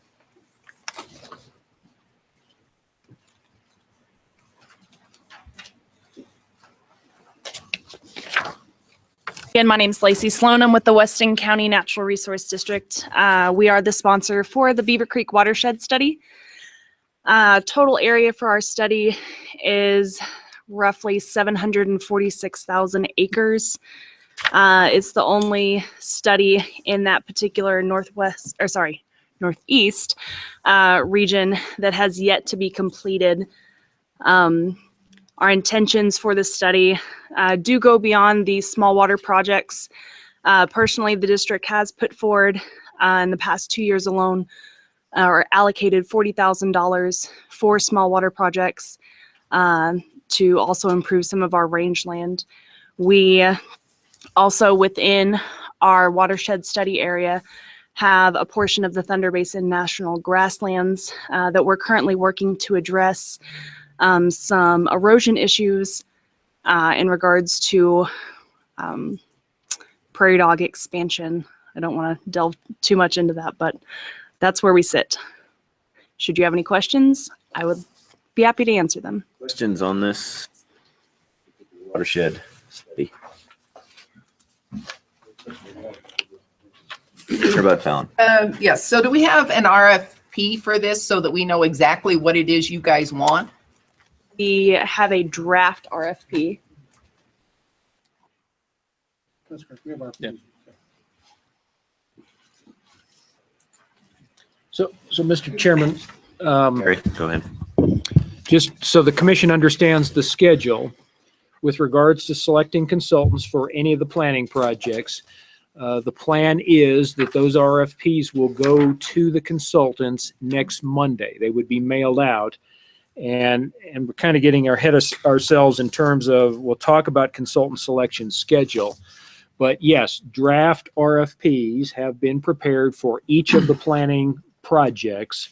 And that's what Jody was getting to in terms of the planning staff has gone back for each of these planning studies and revised those RFPs, tried to make them very much study specific and going forward in terms of what we'll be asking the consultants to provide. Mr. Chairman. Commissioner Bud Fallon. So is this proposed $300,000 budget a budget based on the revised RFP or the original RFP? Chairman, Commissioner, that is the original budget as proposed. So all we did was take the recommendation from last November and provide that for the basic information. Mr. Chairman, this is my complaint. If they've revised the scope of the RFPs to make the RFPs smaller and more site specific, I think that before we vote, we need a proposed budget for whatever the smaller RFP is. I mean, if what she needs is only $150,000 study, maybe we can fund an additional study of another 150,000. Abby had the bill and I looked at the bill. The bill does not say you can only fund 5. The bill says you've got a maximum amount, and if you can't fund everybody, you've got to prioritize the other ones for next year. If we decided to fund everybody at 100,000, we could fund them all. And so I think we're not going to get anywhere by every single one of these people is going to say, we want this for more than small water projects. And without having the RFP, because of this budget crunch, there's no way that I can say this one should be rated a 5 and the other one should be rated a 2 and somebody else should be rated a 1. You're asking us to make a decision when we don't have anywhere close to enough information to make a decision. So, Mr. Chairman, and again, the number that's there, I apologize, is the original budget recommendation. The staff recommendation to you today is that you fund 4 studies with a budget of $271,000. Now, if you want to move a little from one to the other, we can certainly do that. But what I will tell you is that the staff put the original budgets together. These budgets this year, the $300,000, is reduced from what we have been funding these watershed studies in past years. And I will defer to my staff that has worked with watershed studies for the last 7, 8, 9, 10 years in this program, that to provide a comprehensive watershed study, then you need an adequate budget. And I think my thoughts to you is that if you think you can fund all of the watershed studies at $150,000, you're going to be disappointed in the final out product, because the consultants are not going to provide the same level of report recommendation for that they would with a $300,000 budget versus what they would for $150,000. I hate to use this analogy, but if you want to buy 7 pickups, it's going to cost a certain basic amount of money, and you can't cut that budget back and expect to get seven pickups. It's going to be something reduced. A terrible analogy, but the consultant spends time on these studies, providing all of these features and information. Yes, they use studies. They compare all of that information, but it's putting it all under one roof, so to speak, so that the districts then have GIS products at their disposal. It overlays then the irrigation rehabilitation needs. It starts to show where small water projects, it's all incorporated. And so we think staff-wise recommendation, $271,000, that's the number, right? That is a reasonable amount to get a working watershed study that will be valuable to these districts. If I cannot recommend to you do all the studies and just give them 150, or give this one 175 and this 150, I think you need a budget somewhere on the order of 300. We think 271 is a number that is reasonable going forward. Mr. Chair. Commissioner Evans. Harry, has the staff put together a priority list in their mind of the 7 projects? Do you have a recommendation as to which 4 should be approved this year? And we have not done that. There is one district. It is the Bighorn. The Bighorn study, which South Bighorn Conservation District and Washakie County Conservation District, they have provided a letter that asks that their study be deferred. But beyond, so that leaves you with 6, I think. The staff has not tried to prioritize those needs, of which one might be a higher priority than another. Are you expecting us to do this priority today or tomorrow? Prioritizing? So, Mr. Chairman, I'll defer to the statute, the bill that was passed. It said the Water Development Commission. If you would like the staff to put a prioritization together, we certainly can. We've not done that. But in order to keep, so with each project that's approved, RFPs go out on Monday. If we cannot make that decision this week, then those RFPs will not go out, and then you will not have those interviews in May, and so it will start a dual scheduling of a different set of projects. And that's why, yeah, is this the ideal situation? Absolutely not. But this is what the legislature has provided, and that's why we're trying to keep everything on schedule going forward. Mr. Chair. Commissioner Evans. I mean, the way I look normally at a commission is we, look to the staff for recommendations. We might disagree, we might reprioritize, but I think the way these sorts of things work best is if the staff thinking that they think makes sense, and that, gives us some information. We may disagree, but it just seems to me it needs to start there, and it becomes not very efficient for us to do it from scratch. And so it seems to me, I would like to hear recommendations of the staff as to what the priorities are, what studies may be deferred a year easier than the next one, which ones are critical, that sort of thing. Chairman. Commissioner Glick. I'd like to see if we could eliminate the watershed studies or defer them till next year for the areas that are going to flood, which kind of, in my opinion, might skew the data or the study, the information.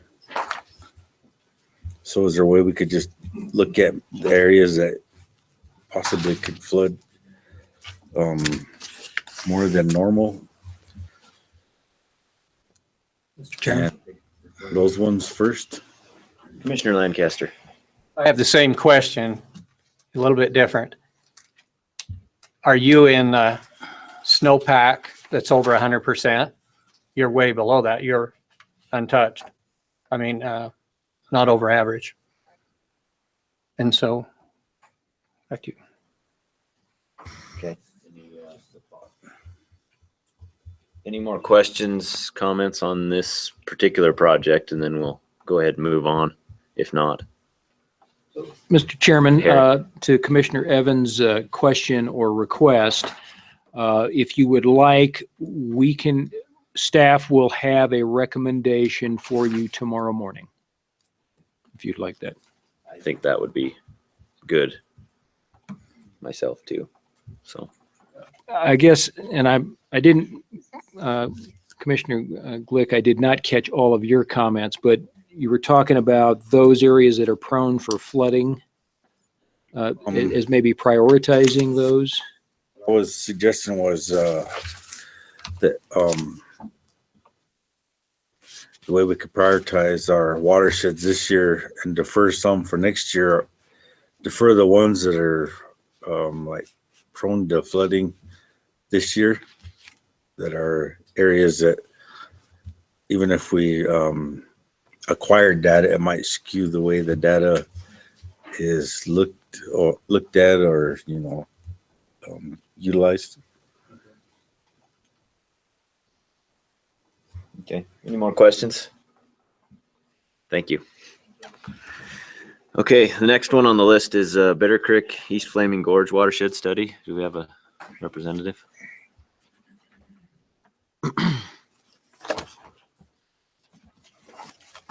Chairman Little, can I make just a quick comment? Jason, yeah, go ahead. The project budgets for each watershed study were created after talking with sponsors. So the $300,000 that you see in recommendations would pertain to what was cut out of projects after talking with each individual sponsor of those studies. So it's just for clarification. I think there was a misunderstanding there. It just, we can keep going through this, but I think this is incredibly arbitrary. I don't see any, we have never tried to rank these one way or the other. We're going to just be picking stuff out of thin air based on politics or whatever the reason we're going to base it on. I mean, I think this is absolutely insane, especially to try to do it over a day and a half. We don't have there. You read these little 2 or 3 page deals. There is no way to read this and say Sweetwater's more, or Bitter Creek is more important than Beaver Creek, which is less important than whatever the next one is. I mean, we are doing a horrible disservice. And I'm not saying even all of them ought to be funded. I'm saying to expect us to do this in a day and a half because we got to meet some schedule, I think is incredibly unfair. We don't have time to study the issue. We don't have time to talk to the sponsors to figure out, except for, a 2-minute presentation at a workshop to say, more important because I'm going to use it for more than small water projects. I mean, I don't think that I, in good conscience, am going to be able to say, you 3 are out. I think we don't have enough time and we don't have enough information. And I realize the legislature screwed this up. And I'm happy to tell them that I think they screwed this up. Mr. Chairman, I agree with Sharon, and I guess this isn't the first time I've brought up this sticking with this schedule business, not only with this thing, but with some level 1 studies and some level 2 things. I mean, if we have legitimate questions about something, I don't think we should be afraid to tell a sponsor that we need some more information and we need more time to digest this stuff. When you look at these watershed studies, really the only thing that kind of differs when it says the comparison between the study and the operating criteria or the number of acres and the other entities. We use some boilerplate language to me that says, if the entity is a conservation district, what is the status of the legal entity developing within the district? The sponsor is aware of the entity requirements. What the hell does that mean? I guess what I'm trying to say here is that there probably are some different issues within each one of these districts. The only district that I saw that addressed flooding was one of them in here. And it was because they had some past flooding in prior years. And I think the points that Kellen brought up and Clint were valid on whether we should even be conducting some of these studies with the flood potentials that occur within these things. The same with Pat Terrell and his assessment of what went on within the Horse Creek district. So I think to try and digest all this in the short time we have, just because we're trying to meet a schedule, does a disservice to these applicants and really the staff. I'm not sure. I mean, I think they have to work their self to the bone to try to meet these deadlines, and I'm not sure in all instances that we should hold them to that.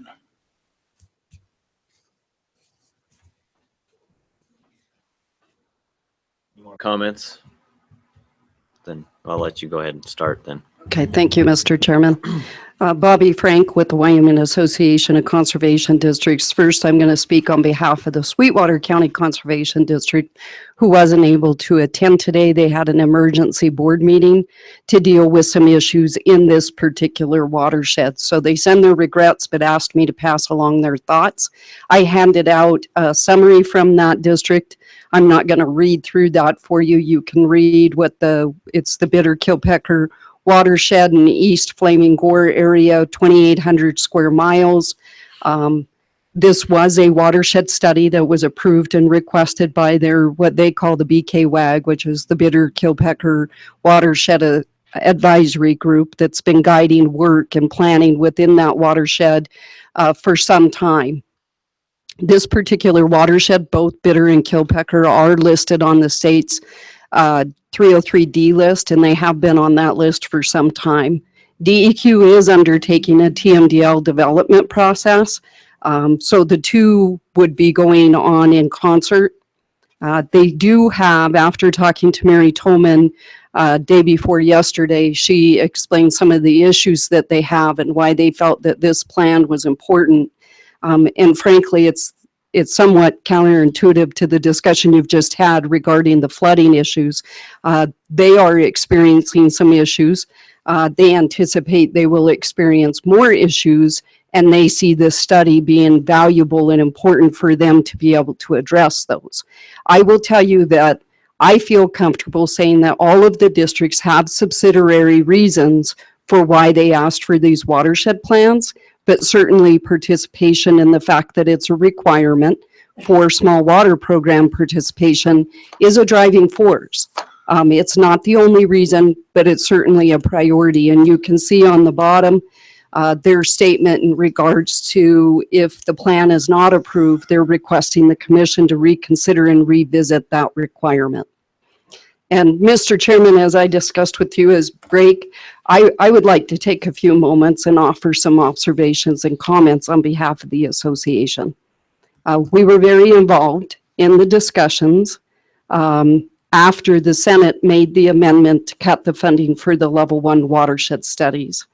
And I might add that Senate File 56, the planning bill, was also amended on the House side to automatically make a priority of those plans that you do not fund this go around. I don't know if that was mentioned earlier or not. After the Senate made the reduction in funding and cut it in half for these studies, our association reached out to all 7 of these sponsors and asked them, how important are these studies to you? Because we're going to go ask for the House Ag Committee to amend these funds back in. We're not going to do that if you don't think these studies are pretty vital to your communities. And we asked specifically, are you doing this only for small water program participation? They came back and said we had broader reasons for doing those studies, but small water program participation is certainly one of the factors. You're going to hear from the rest of them, and they can address their reasons for wanting the watershed studies. We did ask the House Ag Committee to restore the funding. They did not do that. It was a House Ag Committee member that carried the amendment on the floor to automatically make those that do not get funded this year a priority for next year. Frankly, in our opinion, the districts went through the appropriate process in good faith. They paid their application. They drove to Casper. They presented their proposals. It was approved by this commission. It was approved by Select Water. It went through the House or through the Senate Ag Committee, and it was not until the floor that it was amended. I would only add that that amendment included sponsorship from some of the leadership in the Senate. So I do think that this discussion of streamline and reduction of costs should be taken seriously. I'd encourage any of you to listen to the discussion the Senate had on the floor when they addressed this particular amendment. There is a lot of, this thing has so many tentacles and so many issues surrounding it. And frankly, I feel like the local people are getting caught in the middle of all of this. We do believe that we could assist, and unfortunately, because of timing and everybody's schedule with the legislative session, we do have a meeting scheduled with the director next week, our watershed coordinator, GIS specialist, and myself to talk about how our Sweetwater program, spelled E, by the way, not Sweetwater, your Sweetwater, Commissioner, to provide the GIS letters that are currently being compiled as part of the planning process. Our organization contracted with WWDC at the university. We have a very comprehensive watershed-based planning GIS program that has a tremendous amount of data that's already accessible on a watershed scale. I had our GIS coordinator compare a watershed plan to our new, we're in the process of getting it updated. WIJISC is just about done with that update. And of the sample watershed level 1 that she pulled, 46 of the layers that were compiled as part of the level 1 are available in Sweetwater. An additional 17 may be available. We're just not clear on what the descriptors are and whether they're the same as the layers we have. That only left about 12 layers that were not available through Sweetwater, but were included in the plan. And those I'm not sure are priority. An example is the earthquake layer or the black bear hunting management area. Those probably are not priorities. So we would like the opportunity to have that conversation. And in listening to the discussion, maybe there's an opportunity to extend the dollars. I agree with the director. You don't want a blue light special on watershed plans, or they serve nobody's purpose really. But I think we have a tool that we have not had the opportunity to sit down and discuss with the director and his staff. Second,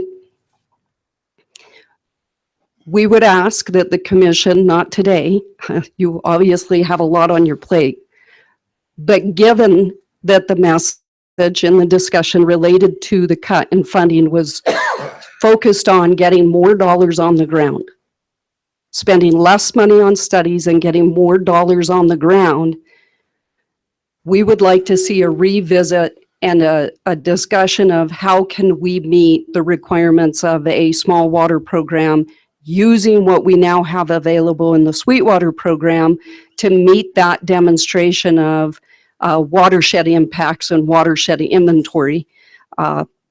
Given that you're going to have a tough choice to make, and we respect that, and not everybody's plan's going to get funded, and we understand that. You've already had one project sponsor, the 2 districts in the Bighorn Basin, say they're willing to roll theirs over in a good faith to make room for some of the other districts who haven't had a level 1. But we think that the Sweetwater program provides some opportunity to meet what we've always dealt with in terms of what are we doing with these small water projects on the bigger scale in the watershed basin. And we'd ask that you revisit that, given that what we did is we really just cut funding for plans. We didn't open the door for more on the ground funding because we just eliminated 4 areas from participation in the small water program for the next at least 3 years, because that's how long it will be before their next watershed plan is completed. So we'd like to have a conversation about what can we do in light of today's technologies available so that these folks aren't eliminated from being able to get work done on the ground. And then lastly, I know you have some draft criteria coming out for comment on your program criteria. And one of the proposals you discussed was that level 1 project sponsors be responsible for 10% of the cost. And I just would question, it's a concern that's been raised, if that goes into effect, would that retroactively apply to these applicants that are rolled over to next year? With that, Mr. Chairman, I think that's some thoughts that I wanted to share. There's a lot of moving parts. Our organization had concerns with Senate File 91 and 122 as well, although there were components of those bills that we felt were worthy of some conversation, and we're hopeful that the commission and the Select Water and the office will pursue some discussions about the project size, the project cap, and the donut hole that exists between what's a small project and a large project. We understand we need to document and we need to demonstrate that the small water program funding is benefiting our watersheds, and we believe we can do that. And we'd like to have a conversation about that again. Mr. Chairman? Phil. This meeting that you're having next week on Sweetwater, is this something that maybe the commissioners that feel like attending could attend, just so that we can see what the SUITE program, water program is? And additionally, I don't know if this is appropriate or not, but I drive Harry crazy anyway, so it's okay. I would like to request that actually the level, the staff members, Jody, as well as all of your staff that do these level 1 or watershed studies, be able to come to this meeting and watch? Because I know their watershed coordinator, Kathy Rosenthal, and she's fabulous. And I've heard about this program, and I think that we all would benefit from seeing that. Yeah, Mr. Chairman, that's, the planning staff that handles these watershed studies will be in attendance. Okay, is this something that I could come to just? Certainly. Okay. Where is it, in Rock Springs? Mr. Chairman, it's going to be here. And I have to tell you, I hesitated to bring it up because that's not how I do business. I would typically talk to Harry and have that meeting, but we are stuck in a horrible situation. We're stuck in the middle of, you have this short time frame. This bill just happened. We have districts sitting here and local people who were looking to these plans and looking to the future and looking to participation. And I think what this has done is force us to have some conversations. We have no issue with whomever wants to participate. One last question for Bobby. Yes. What percentage of this drainage does the Rock Springs grazing have? You got a number off the top of your head, or how many acres? Mr. Chairman, I do not, but I'll be happy to find that out for you before the end of the meeting. Commissioner Lancaster. Same question. You're in the 200% flood zone watershed, aren't you? Not coming out of the Wind Rivers and the Green down your way? Mr. Chairman, I'll have to check on that also. I'm actually speaking for them, but I'm from here. So I don't know. You're doing a great job. Well, thank you. Please tell them. We will look those numbers up, and I'll have them by the time the last person presents on their watershed plan, Mr. Chairman. Okay, thank you. Thank you. Any other questions on this project? Okay. Mr. Chairman, if I could just highlight one thing that may help with streamlining on this project, and Harry may be able to address this a lot better than I can, but this particular watershed is going to be undergoing a TMDL.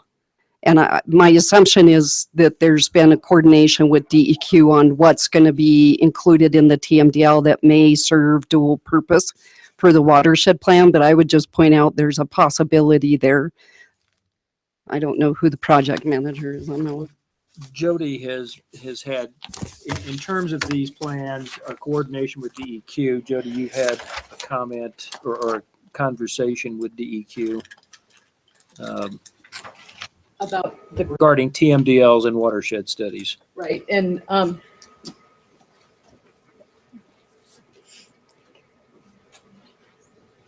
Mr. Chairman.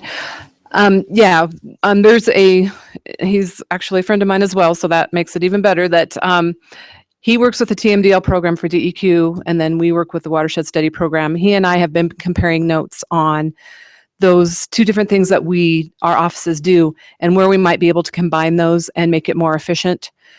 So we have been working in that. Of course, we're doing that along with all the other stuff that's going on right now with the watershed studies, but that is something that we do have ongoing. So we are aware that we've got those two things going on, and that to see how we can utilize that information for both and what we can gather that would benefit both studies. Questions, comments? Okay, we'll move on then to the Graybull River watershed study.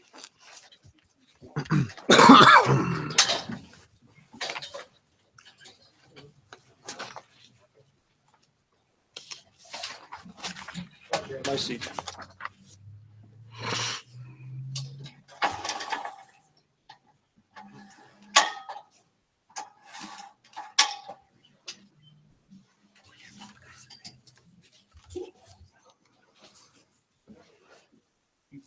You're right in saying that. I agree with you.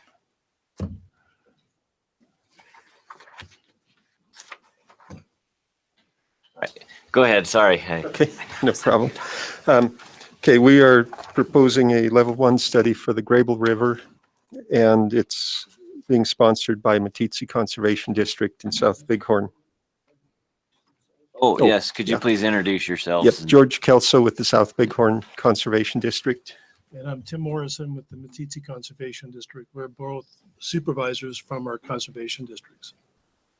Go ahead. Sorry Okay. for the interruption. Okay. Well, we sponsored, jointly sponsored this application for the Grable River. And the Grable River is primarily looking at the watershed, the function, the irrigation systems. It is basically an entirely private watershed in terms of it's covered by a reservoir district, which has the Sunshine Reservoirs, Roach Gulch Reservoir, which the commission has funded in the past, but all of the delivery systems are private at this point. Of the two larger canal systems, the smaller of those two was the subject of a level 1 study a year or so ago, and they're currently in the process of forming a water conservancy district. But otherwise, there's a lot of basically private ditches and this other larger canal system. And in the past, our conservation district has had numerous requests from people out there with small water projects, but we've had very little interest as we've tried to do various water activities on the Grable. And more recently, that interest has been increasing. And in the past with small water projects, we've just told them, no, we can't help them with anything. And so we came to the point where we thought we ought to apply for this level 1 study and talk to Matiti Conservation District. And they were in, I think, the same lines that they were looking at applying for level 1 for the same reasons, because of their irrigation systems and potential small water projects that they're looking at. Tim? Thank you, George.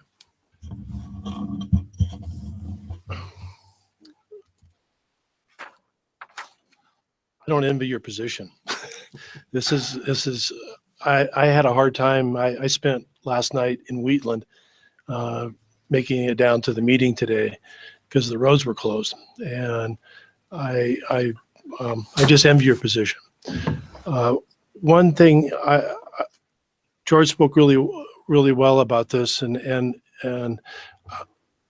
we really echo what the other conservation districts are doing and what the reasons for coming here. In your packet, you have a letter from the Grable Valley Irrigation District, because I reached out to them before coming to this meeting and asked them, and after looking at the work that they've done, and George kind of spoke a little bit about that, that they have,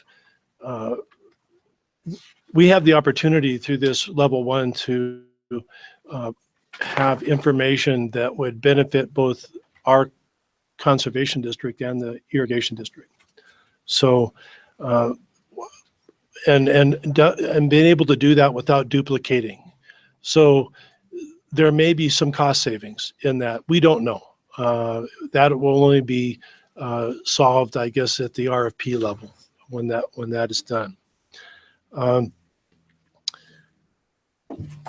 One other thing I think we need to bring up, and not all conservation districts are at our level, and we've got a staff that has very good GIS skills, but not every conservation district has it. And we're in a position that if we were trying to offer some type of help in doing this study, and by trying to reduce the costs and us bearing some of the cost of doing it, it really takes away from what things we need to be doing. And so that becomes a kind of it's an issue out there to have some capacity or have the capacity to do some of the work that's incorporated into the level 1 study. So I just thought that's something that you should have some knowledge about.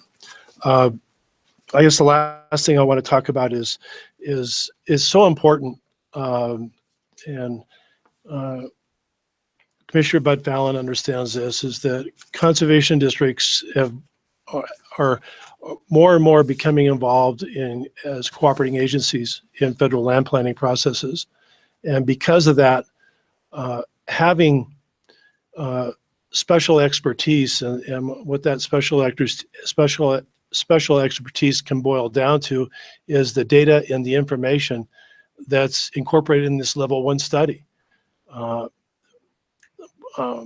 It's to us, it's really important to be on the same playing field, or the same playing field as some of these agencies when it comes to making our wishes come true as far as the outcomes of federal planning processes. So with that, I would ask, I do have to say one thing.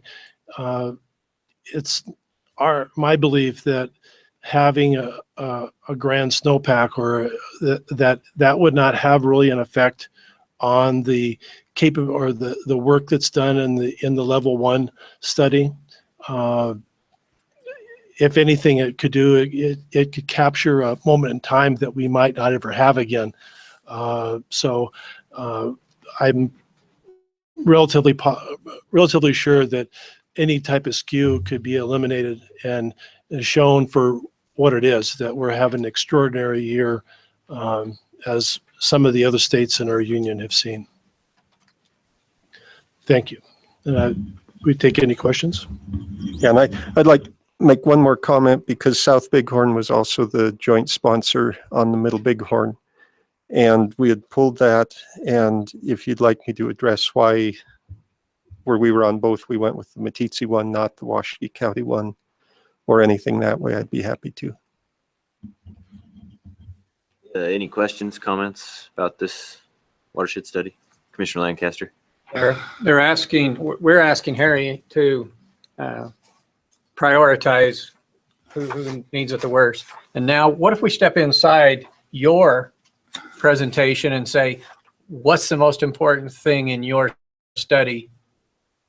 Storage, irrigation, culinary, can you prioritize that? I mean, I saw some things in here, but within every study, you've got some main ideas.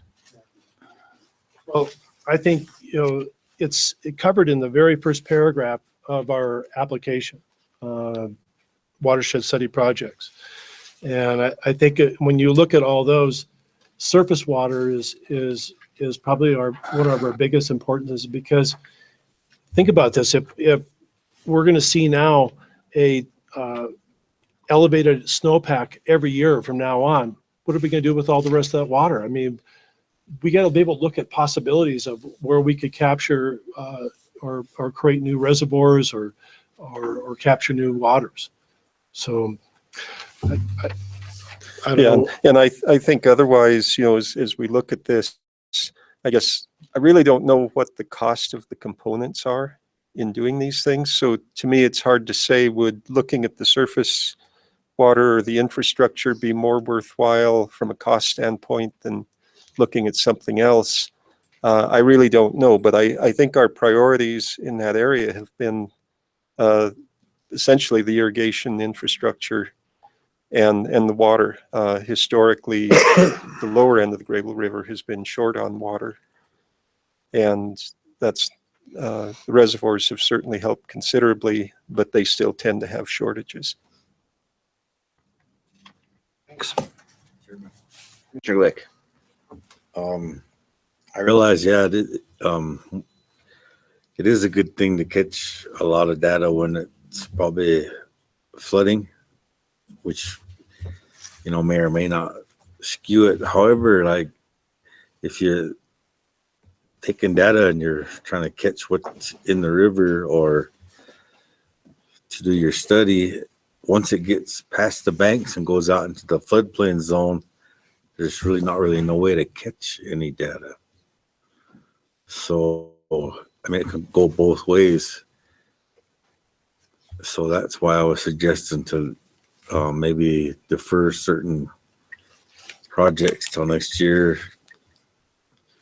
while there is such a snowpack going on, and the sediment does move a lot faster and a lot more during floods. So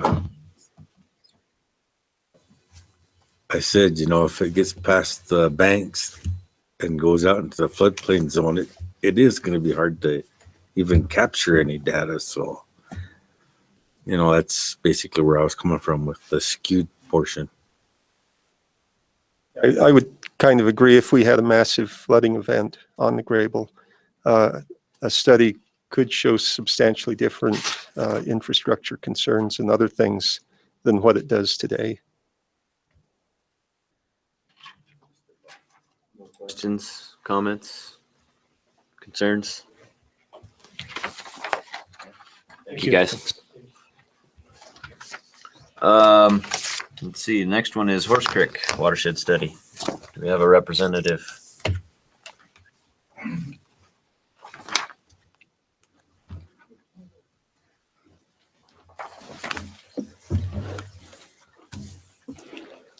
Mr. Chairman and Commissioners, thank you for allowing us to come today.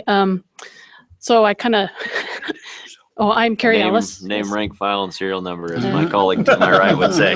Carrie Ellis, and I'm pretty sure my blood type is O negative.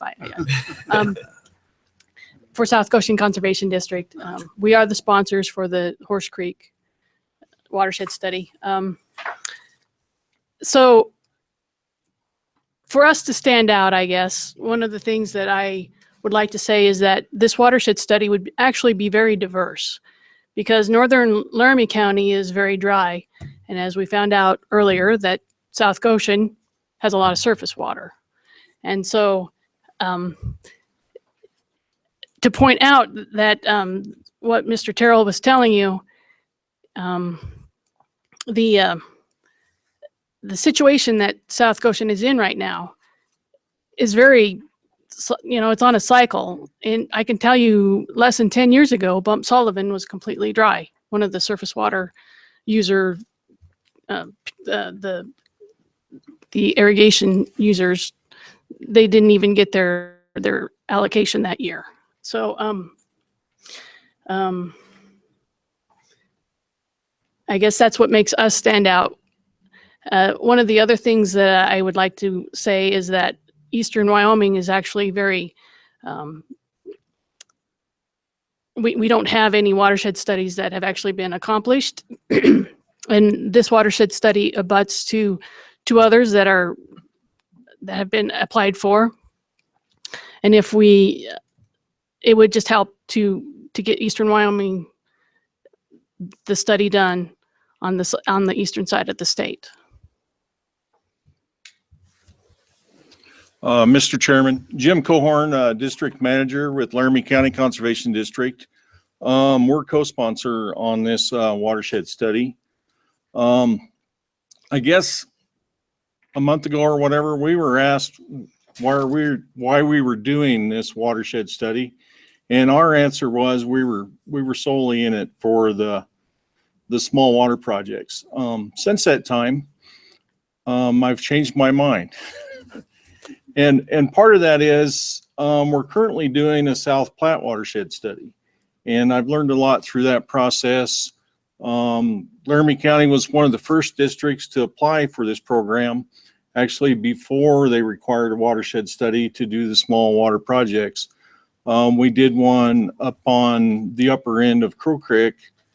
The district itself was doing a watershed study, more of a water quality study. When that stuff was all beginning, there was a lawsuit going on Upper Crow Creek, and it was important to get some BMPs in place. And the Water Development Commission was very responsive and helped us out in that situation. We thought we did a real good job of putting in some projects. Now I'm beginning to realize we could have done a better job. With the Crow Creek watershed, or with the South Platte watershed study that's currently going on, we put in for that one with the intention of doing small water projects. The staff has been just excellent, water development staff, and helping with that. They helped us get a really good consultant, and we've been working with him through this process. And now we're starting to get to the part where the watershed study is important to me, and that is the consultants going out, meeting one-on-one with the landowners. I think he's helping them work through the process of what they really want as far as their project. As a result of that, they're going to have better applications that come into you. The other part of that is that's important about watershed studies is the outreach that the district is helping the consultant do, and with the public meetings where everybody comes in and we get an idea of what the issues and concerns are in the watershed.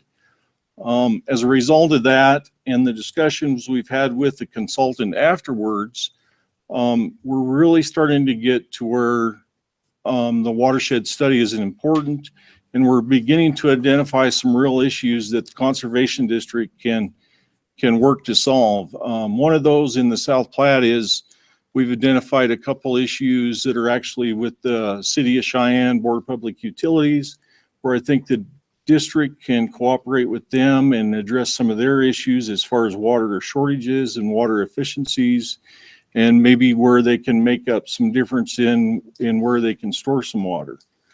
So that wasn't our intent at the beginning, but it's really, I think, beginning to show what a watershed study has the capability of doing, even though it's hard to identify those things up front. I think as an afterthought, you can say, wow, that was worth the effort. So that's kind of where I am now with watershed studies. I don't know if that helps in your whole deliberation, but that's what's important to me anyway. So I thought I'd put that out there, and we'd be happy to answer any questions. Questions?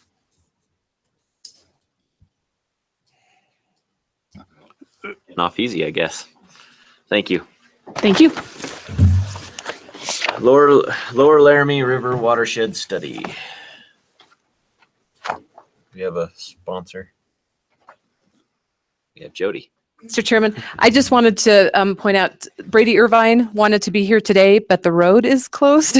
So she was not able to attend, but Andrew Lynch, who is the project manager on this, is here today. So if you have any particular questions concerning this watershed study, I know Andrew would be happy to answer those. And like I said, Brady had every intention of being here. So please don't let that reflect badly on her. She just wasn't able to do so because of the weather.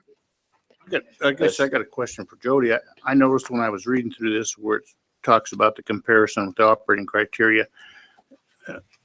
I'm not sure I got an answer from Harry, but that one comment that we have in here that says if the entity is a conservation district, what is the status of a legal entity developing within the district? And the answer we give is the sponsor is aware of the entity requirements. What does that exactly mean? Mr. Chairman. So I believe what that statement is saying there is, of course, the conservation district is already an entity that falls within what we need them to be in order to participate in our program. What they're saying there is if there are any other entities that fall within that, because of course, when we do a watershed study, we deal with landowners, but we also may identify projects that are larger than what fits within our small water project program, so that those landowners then have the option of discussing whether or not they want to form their own entity to then be able to enter into our program under the traditional funding. So that's all that is saying there, is that the sponsor is aware of what those entity requirements are, and that they covers what happens under the small water project program, but anything outside of that, then the landowners are going to have to organize themselves to avail themselves of any additional funding they may pursue. I understand what you're saying, but the word status has got me kind of goofed up. In other words, I guess what I'm saying there is that when you do this study, and I'm not saying the operating criteria are correct or anything like that, but I guess as part of this study, do we give the status within this watershed study of legal entities which are being developed? Or Mr. Chairman, Yes, that is something that is investigated because, of course, again, that's part of the overall composition of the watershed. So again, if they're looking at a reservoir and they've already organized themselves into some type of entity, that will be recognized within the watershed study. That is called out. And again, those types of things are specific to each of the watersheds. So if storage is something that they're looking at, 9 times out of 10, those landowners have already started to at least organize themselves somewhat into that, and that, like I said, will be called out and identified within that watershed study.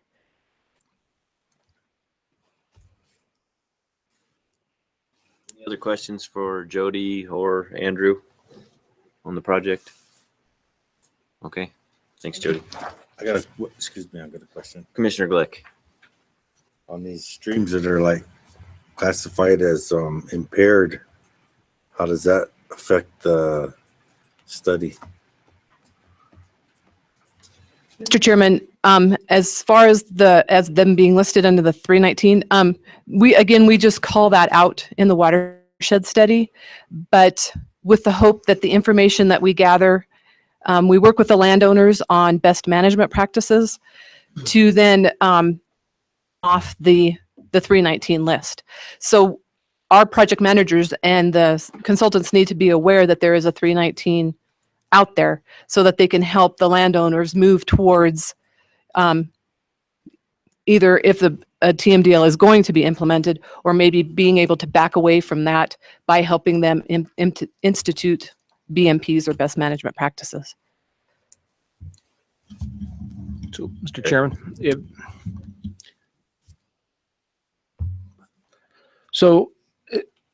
both questions have kind of raised, or I guess piqued a point that I want to make to you, and that is that these watershed studies are looking for opportunities to develop water, to improve the water quality that may be there. And so, I mean, that's kind of an unknown when you walk into a watershed study. It's been mentioned, by Laramie County. One of the benefits is talk, and it was Laramie County, talking to the landowners, what is needed out there and helping them. But to the water quality question, here's one of the things that, you can have a TMDL, an impaired status, because of sediment. Where's the sediment come from? It's erosion of the stream banks. So one of the things that gets identified in one of the projects that come up in small water projects is erosion protection. Is there a way to stabilize these banks? If you have a stream that's down cutting, and up in Hot Springs County, there's been a very, I've talked to those folks, very good project where they had down cutting in their streams, and we have funded structures to try to stabilize the stream. So all of those things, you don't know that walking into a watershed study, but they are identified in the study. And again, from a planning perspective, it sets the stage for long-term funding of projects, not 1 year, 2 years, but multiple years into the future. And that gets you back then of, I think maybe there's a question that we need to review. Why do we do watershed studies? And the underlying question and the origin of watershed studies was to show that making improvements on these private properties, these small watershed improvements or projects, do have public benefits, and therefore you avoid the constitutional prohibition of providing taxpayer dollars for private entities. So when you improve the stream bank, there's a public benefit there. And that's really the genesis or the origin of these studies. But I mean, both examples, storage opportunities, TMDLs, how do we interface with that? Those all get wrapped up into these watershed studies. So just commentary. Questions, comments? Okay, move on to the next one. Middle Bighorn River Watershed Study. Is that the one that pulled out, Harry? Mr. Chairman. Would you like to address it? You certainly can if you would like to.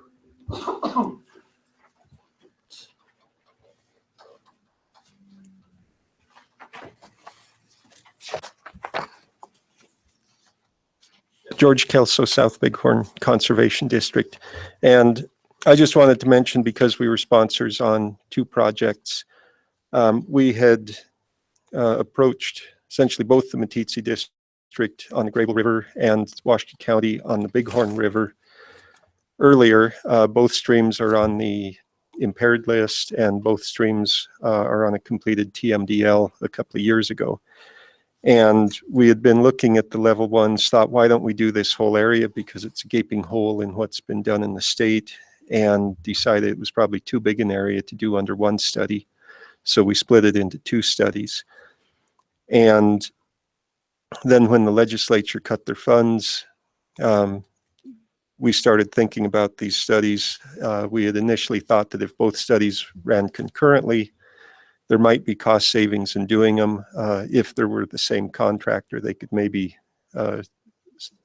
do things concurrently in both areas, since they were next to each other, and provide a lot of savings. However, with the funding cuts, we also thought that we probably ought to prioritize those 2 requests. And so we talked to our partnering districts about what was going on, and decided with them that probably our priority of the 2 was to work on the Grable River first. And even though there's a lot of interest in doing the Middle Bighorn, it wasn't because our district programs were going that we wanted to get something done immediately. We just do want to get one done at some point. Thank you. Questions? Thank you very much. All right, now on to the last one, Niobrara Lower North Platte River Watershed Studies.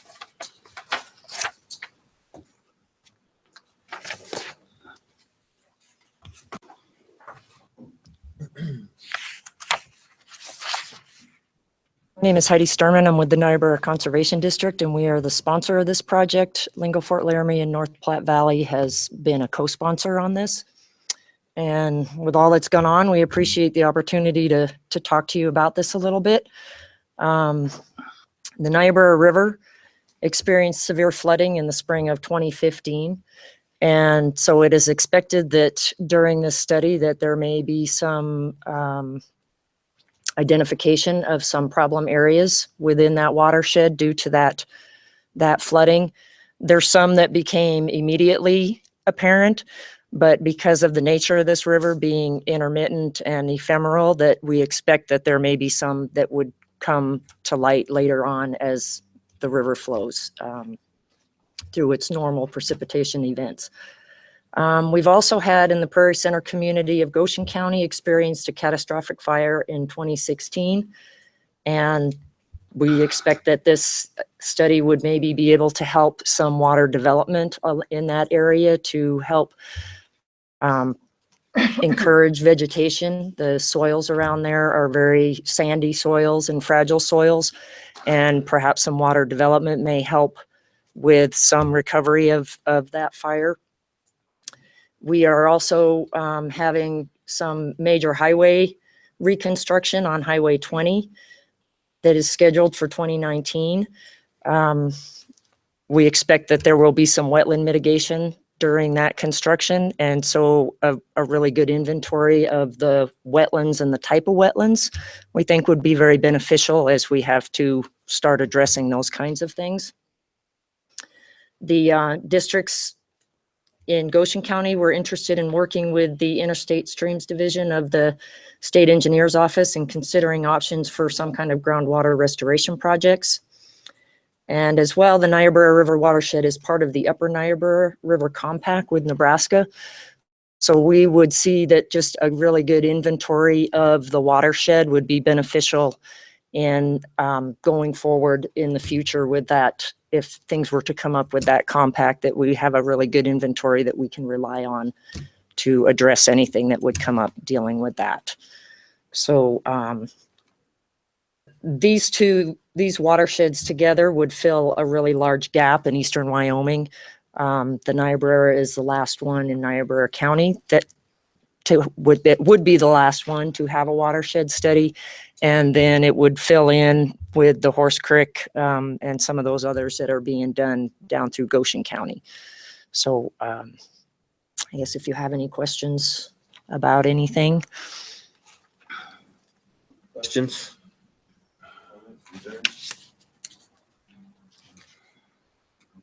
Thank you very much. I guess one other thing is as we went through the RFP, we looked at some of those sections and deleted some sections that we did not think were necessary. And one of those was we have had a very good groundwater study done by the commission. And I think it was 2009. And so that was one area that we thought we could save some money. We wouldn't need a full, a full study with that, but maybe just an update on some of that information since that study has been published. So that was another thing that we went through as well. So, thank you.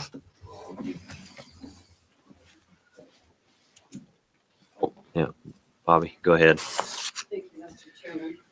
On behalf of the Sweetwater District, in answer to the questions that we were asked, they're at 145% of snowpack. They have had 64 inches of snow, record high since 1928-29, and 40% is RSGA, which includes Anadarko and UP Railroad subleases. Questions? Thanks, Bobby. Okay, that finishes up the discussion on those projects. Is there any further discussion on this topic in general or questions? Tomorrow. Tomorrow, the man says. Okay, well, with that, I'm going to go ahead and make the executive decision to move Cheyenne East up on the schedule to right now, if you guys are ready to do that, so you don't have to sit through the rest of our meeting. So. Not a boy, Sharon. If I could get the commissioners to move that way. What the girls do is they're going to give a presentation to you, and they need to use the screen and the computers, and it'll just be easier if you all move, please. And if you could kind of gather up some stuff because they need a place to sit because it's a play. You talking about us? I am talking about you. Yes, dear. Thank you.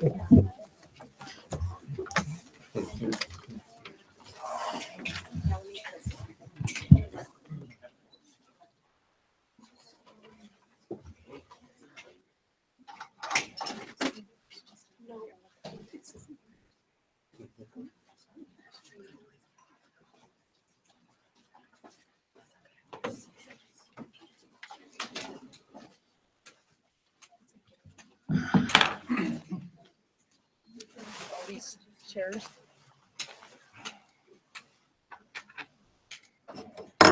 I'm going to kind of move stuff, not horribly, but so the girls have got space. Okay. And then when you guys need, we'll have to explain the whole. And then I think she's which is gonna look better.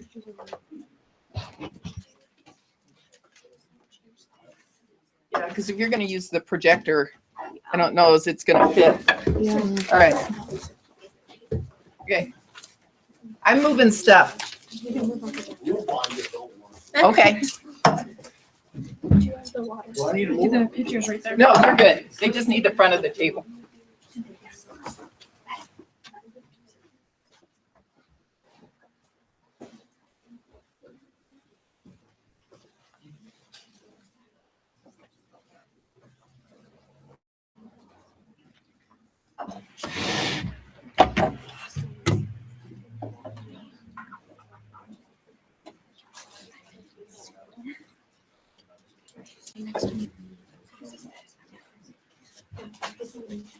Think we do that?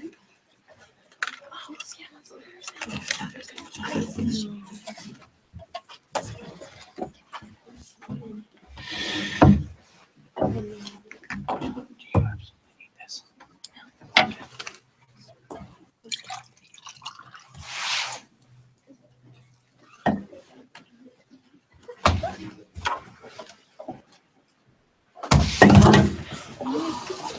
okay. Lean back.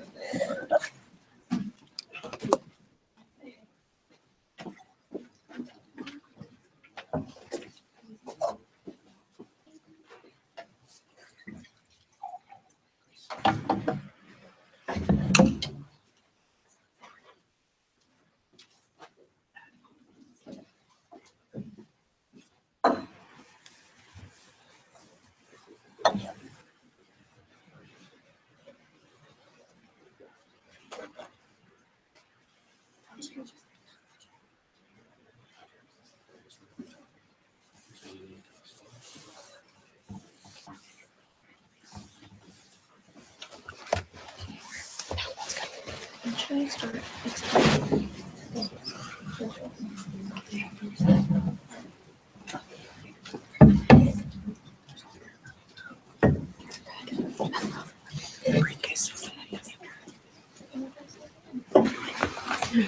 What do I say there?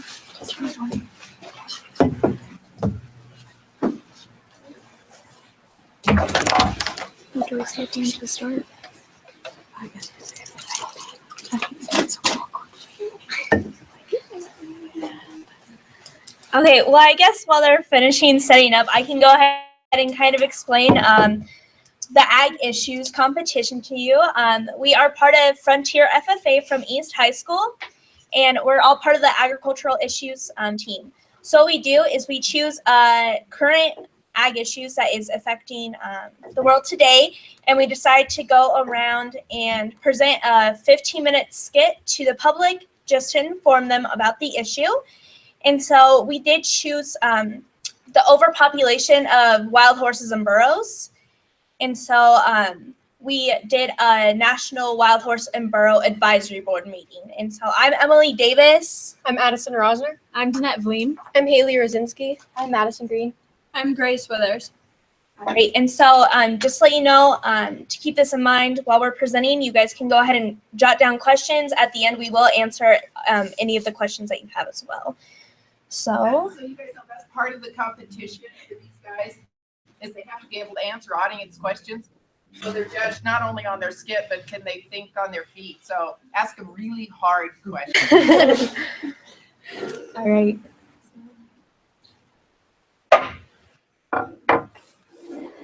Good afternoon, everybody. My name is Nellie Cornsey, and I am the National Director for the BLM.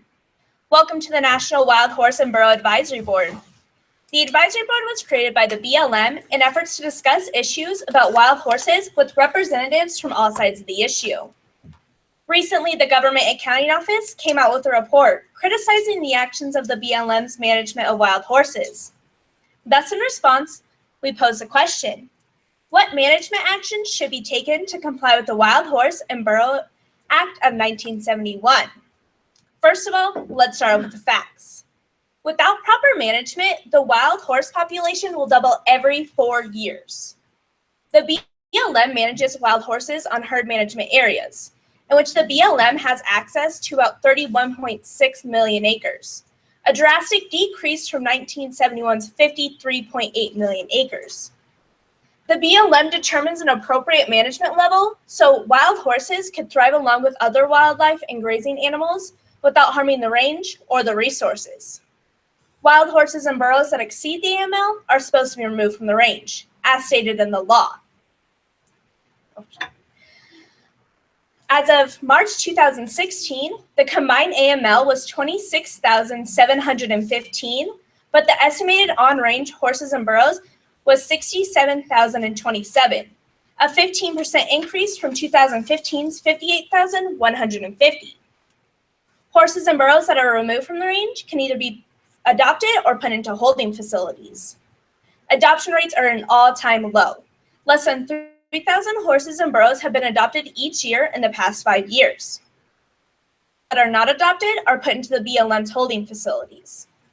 As of December 22nd, 2016, the BLM was holding 46,702 wild horses and burros. With all of that in mind, we turn to the advisory board. What management actions should be taken to comply with the Wild Horse and Burro Act of 1971? To begin with, we have Karen Budd-Fallon. Plaintiffs' grazing privileges are and have been for several years adversely impacted by the excessive number of wild horses, which consume available forage and cause deterioration of the public rangeland. Hello, I am Karen Bud Fallon, owner of Bud Fallon Law Offices in Cheyenne, Wyoming.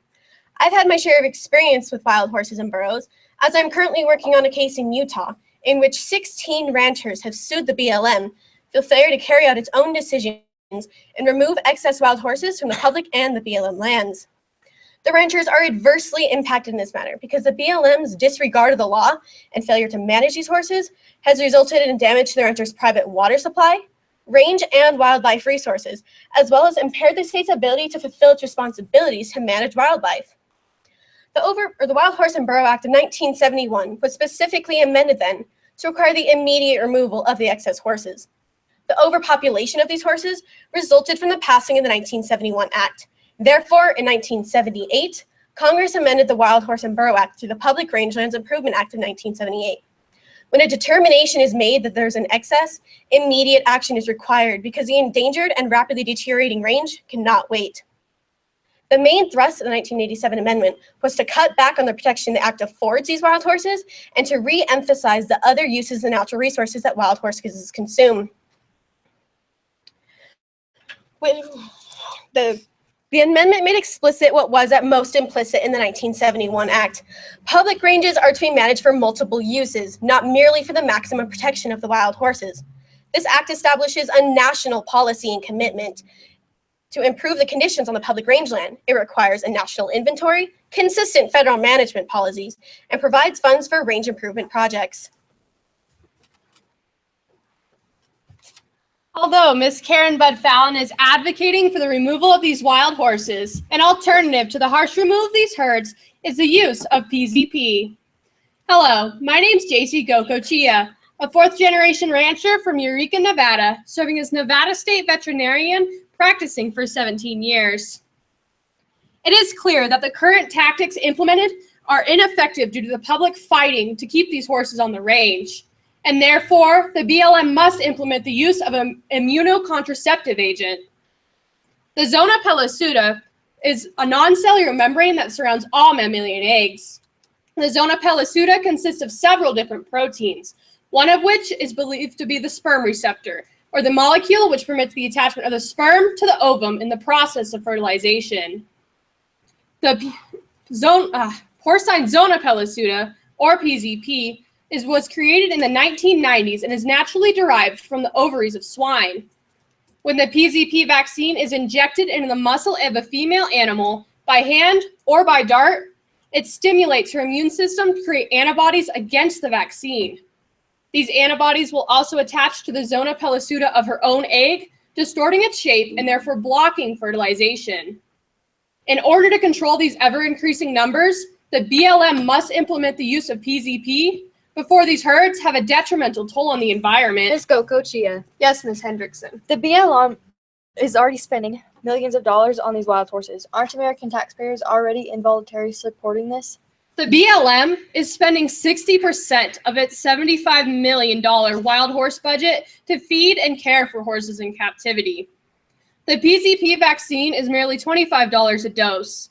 Last year, the BLM's total spending on PZP was $660,000 to apply the drug via helicopter gathers and ground darting, plus an additional $400,000 for 2 ongoing research studies to develop a longer-lasting PZP vaccine.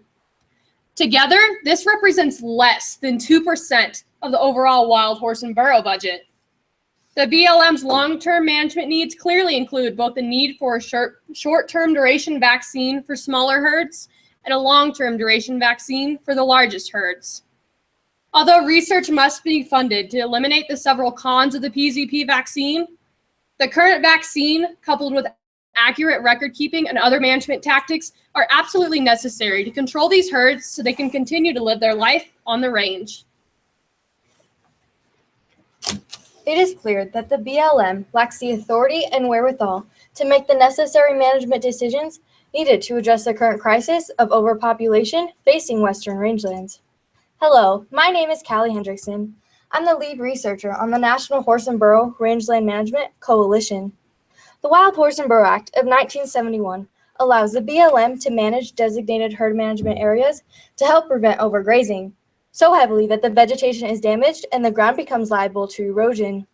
Yet 42% of these herd management areas contain over double the amount of wild horses and burros that the land can sustain. The BLM is currently using gathering and fertility control options to help manage these populations. However, these actions are not currently being used to the extent necessary to stop the growth of the horse and burro populations, and our rangelands are continuing to deteriorate. Currently, there is 67,027 wild horses and burros on the range. This exceeds the tolerable capacity by 115%. A habitat's conditions are immensely impacted by these horses and burros. Horses and burros' grazing behaviors are unique among other native wildlife. They reduce vegetation coverage and spread invasive plants, causing a decrease in the quality of the habitat for the native wildlife species living there, along with cause famine within the herds. Aside from destroying these native species' habitat, they interact directly with these wildlife. These interactions are often not friendly due to the dominance of the horse's size. This leads the wildlife to stay clear of the areas which the horses are present. Starvation and dehydration are inexcusable and inappropriate methods of population control. Those of us who truly make a living caring for animals have a moral obligation to manage these populations in balance with natural resources, to prevent damage to natural resources, and above all, to provide overall health for these animals. Wild horses have always been a symbol of freedom of our country. Therefore, they deserve the same respect that they deserve the same values that they represent. My name is Ginger Catherines, and I am the director of the Cloud Foundation, which advocates for the full protection of wild horses. Wild horses don't deserve to be taken off of their natural habitat, but instead should be able to live out their natural lives without disturbance. Approximately 80% of available forage is allocated to livestock, not wild horses, meaning that livestock still outnumber wild horses on the small amount of land where they are present. Because of BLM intervention, most of these horses will be rounded up and live out their lives in a long-term holding facility with other horses or be sent to slaughter. Furthermore, most sterilization techniques are too costly or ineffective. In studies done in the South Skeens in Oregon, the stallions were all rounded up, gelded, and then released back, which resulted in horses that were lethargic, carried excessive body weight, and stayed around water sources, following behavior patterns more like those of livestock. These horses lost most of their wild horse instincts, which resulted in the dismemberment of bands, their social structures, and the protection that those bands offered.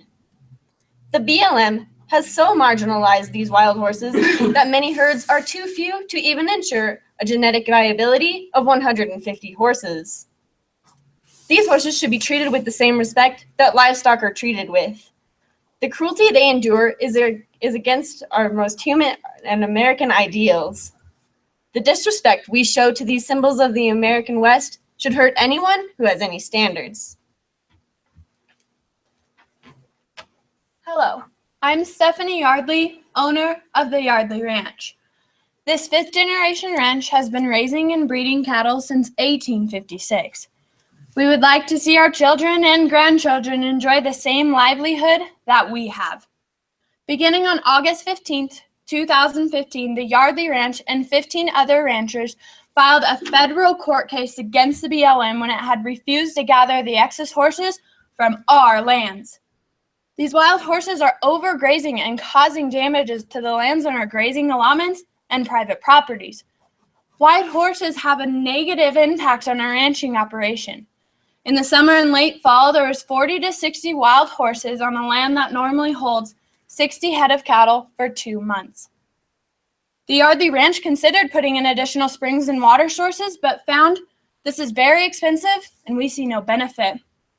What's even worse is on one of our grazing allotments where no wild horses are supposed to be found, 13, you can find 60 to 90 wild horses. Miss Yardley? Yes. What is the cost to your ranch of these wild horses? The BLM has requested that we remove our cattle from the ranch because the horses have stressed the resources of the land. Removing the cattle cost the Yardley Ranch and hay $72,900 for only 5 months. The Taylor Grazing Act of 1934 was put into place to stop injury to the public grazing lands by preventing overgrazing and soil deterioration, to provide for the orderly use, improvement, and development and most importantly, to stabilize the livestock industry dependent upon the public range. The stability of our ranch depends on that Taylor Grazing Act allotment.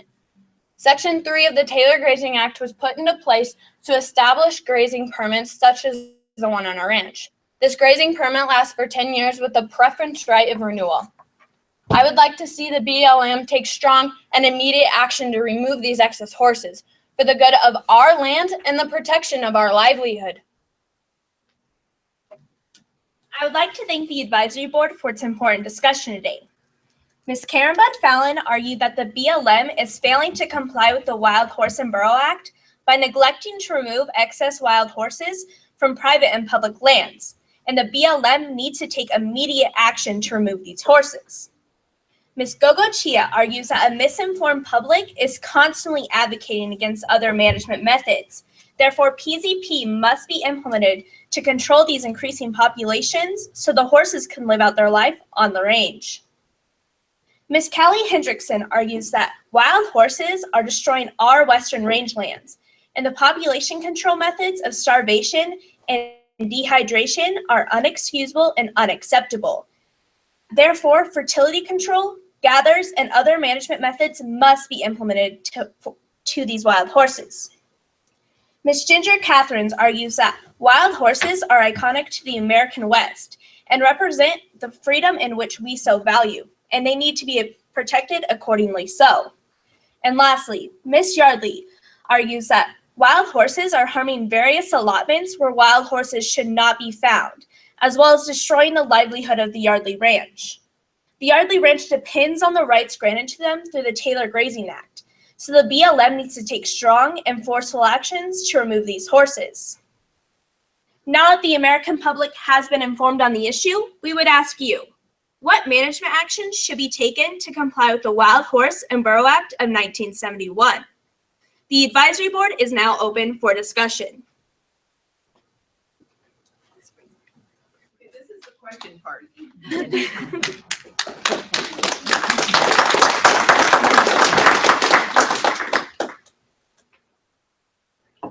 Yes. In the wild horse management areas, if all livestock, domestic livestock was removed from those areas, how many more horses could you run?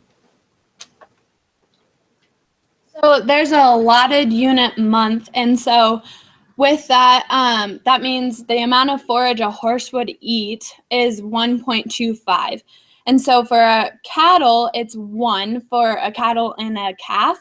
And so removing the cattle would give exceptionally more land for the horses, because if you think about it, it takes for the 5 cattle and the calf, you can only supply forage for 4 horses. And so removing the cattle, you would have more rangeland for the horses. Yes.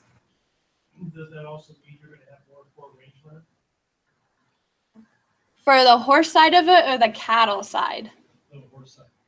For the horse side, yes, because they are going to be eating more forage, even though there's, so it requires more land to feed less horses than it is cattle.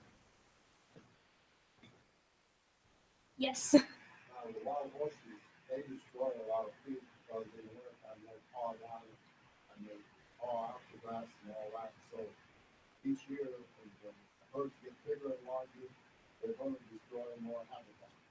Yeah, exactly. Wild horses are actually very known to not even damage all of like the land, but they also spread weeds and invasive plants a lot more than cattle ever would. And that just goes back to even their digestive systems. The cow does have 4 chambers in its stomach, one of them being the rumen, which the wild horses don't have. They only digest about 1/4 of their food. So if you even take those 2, wild horses are going to be destroying the land way, way more than cattle ever would. If I may add, horses also, one example of how they spread invasive plants is cheatgrass. And now you're not able to replant it. And now it covers over 50 million acres of the American West. And that's due to the horses' unique grazing behaviors compared to those of a cow. What percentage of wild horse and burros starving or malnutrition?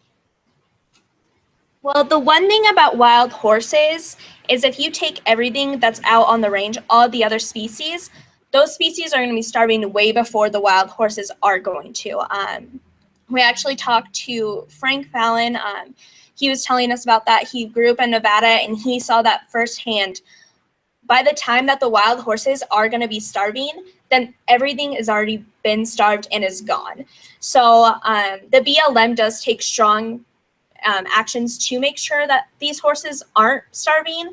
But like I said, it's not really like the wild horses that are going to be starving. It's going to be everything else.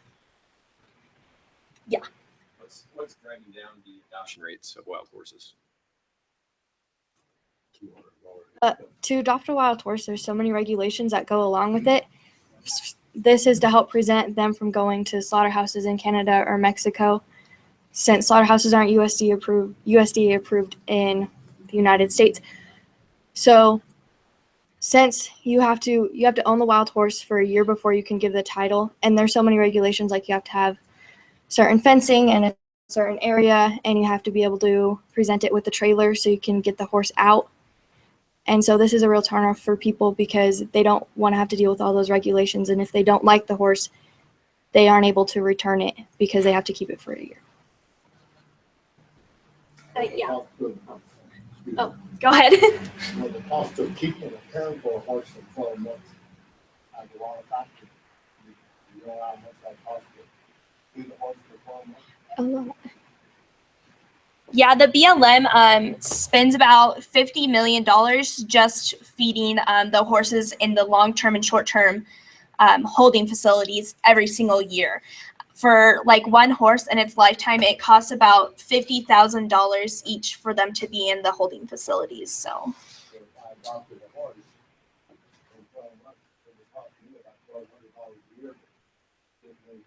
Yeah, exactly. So. And for the doctor, maybe I missed this point during your presentation, but what is the efficacy rate and the duration of the sterilization, and to what extent has that been tested? And then what's the difference in cost between active capture and castration versus, excuse me, aerial program, that would be really like. All right. So PZP vaccine, it's actually the first year they're injected twice. So they will receive one injection that will last up within a year. But since they're receiving it for the first year and they want their immune system to be very strong against that vaccine, they give them a booster 2 to 4 weeks afterwards. And then after that, that shot, they will receive it once a year again for the following years, which is typically not more than 5 years. And that'll last the whole year. And it was actually PZP was derived from exotic animals, so they were used in zoos to make sure there wasn't a surplus of exotic animals. And then it moved on to different wildlife such as antelope and deer and elk, and now they're being used on wild horses. So with those original species, there's an accuracy rate of 90%, but the BLM does a very poor job of tracking which horses have been previously injected. So the accuracy rate, of course, decreases with that because they're not receiving it annually and they're not receiving the amount they're supposed to. Would you mind repeating the second part of your question? And I guess tested, to what extent have it been tested? And then what's the cost difference between active capture castration program versus your Okay. So multiple flights basically based on yeah. an initial and then a booster and then a follow-up in another year. So the PZP vaccine has been effectively tested in 18 different herds out of the 179 different herd management areas. They found that there's about a 48% to a 62% accuracy rate if these herds are actually being treated the way they're supposed to. And when it comes to castrating and gelding, the BLM actually has been implementing that a lot more because recent research has shown that a single intact stallion can breed a large number of mares. So they try to geld as many stallions as possible. But then again, the cost associated with gathering them and castrating them, aside from that, it's a big struggle to get gathers approved by courts. And a lot of advocacy groups will actually sue them when they try to get those gathers. And it's actually the only way to get these horses castrated. So they're trying to focus a lot more on PZP just because it's such a hassle to get these horses castrated, even though it's a very effective method. What about what on the horizon is there for any sort of clinical sterilization study? So there's actually been a lot of different studies with different vaccines for immunocontraceptive, but they found that PZP is a lot more accurate because although there's chemical sterilizations, the biggest problem with that is it does affect herd behavior, and it does affect, if that animal would happen to be killed by a natural predator, it can actually physically affect the natural predator, and it can affect the meat and the overall care and health of that horse. So they find that PZP is natural, and it's a lot less harmful to the herd and the horse as well. Yes. I'm sorry, could you repeat your question? When they get to 2 years old, they start having foals. Yes. A horse will live to be 25 years. Yeah. And you add them foals every year. So mares actually, they're a lot like humans, where once they reach the age of 20, they become very hard to actually become fertile and actually have a fertilized egg in their system. So typically there's the age exactly like you stated, from 2 to 20. So a mare, in retrospect, since their gestation is 11 months, they can typically have anywhere from 11 to 12 foals in their lifetime in the ideal situation. So these mares do stop breeding at the age of 20. But they keep multiplying. Yes, so that's why they found that PZP is so effective. Yeah. What percentage of the wild horse herd is actually of Spanish descent? Okay. So out of the 179 herds across the nation, there are only 10 herds that have those true Spanish bloodlines that they track and follow. Yeah. Follow-up question for the Foundation. Does your foundation ever go out and do any monitoring, like people samples on the ground, or do samples of the vegetation, see what's going on? The Cloud Foundation does not. So, yeah. The U.S. Forest Service uses wild mustangs for their program to maintain trails in non-motorized areas. Is there a way to bolster that program? They say the wild horses are better than domestic horses. Is there a way to use that to help control the population? Yeah, that actually would be a great program. There is a few programs in which to help the adoption, but it's just the fact that besides like those programs, nobody seems to want a wild horse, unfortunately. But I think personally that the BLM does need to help fund more of like those kinds of programs rather than like their internet adoptions just to like an individual. But I think that they should adopt those horses out more to groups like that. Yeah. Because of slaughter bans, what's the increase in domestic abandoned horses amongst your quote-unquote wild horse population? So one of the biggest things that actually changed from the Spanish descent was when the Industrial Revolution happened. So all of the European horses that were being used to pull motor vehicles for farms and so on and so forth were actually released into the wild. So that's why we see such a large number of these European horses, is because when those horse ranches did run out of business because the horses weren't needed anymore, they were released out to the wild. Nowadays, it is common for wild horses or for horses to be released, but one of the biggest things to take into account is domestic horses often don't survive very well with these wild horses because they are so aggressive, and the domestic horses just don't understand how to survive with them. But the brand board does try to track that. Since people are constantly tracking these herds, they can keep track of which horses are new and have been reintroduced. So they can often call the brand board and they can identify which horse this was, and then the person who actually released them can have federal offense for that. Yeah. The license and freedom, are there any other reasons that with wild horses? Along with that, they're just like we were saying earlier with the 10 true Spanish blood, like the 10 herds that have true Spanish bloodlines. A lot of people do see that as important to continue to maintain those herds. And these are a symbol of like they have a lot of history, but other than that, there's not a lot of reason. Just because she plays the part doesn't mean she. Yeah.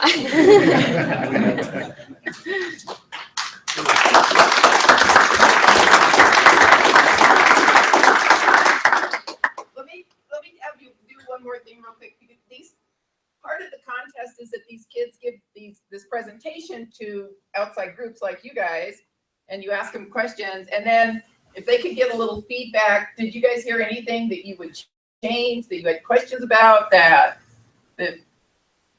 they could do better? Is there something? We're going to state in April, and then if we win state, which we will because they're wonderful, we're going to go to the national FFA competition in Indianapolis this year, next October. I got one thing.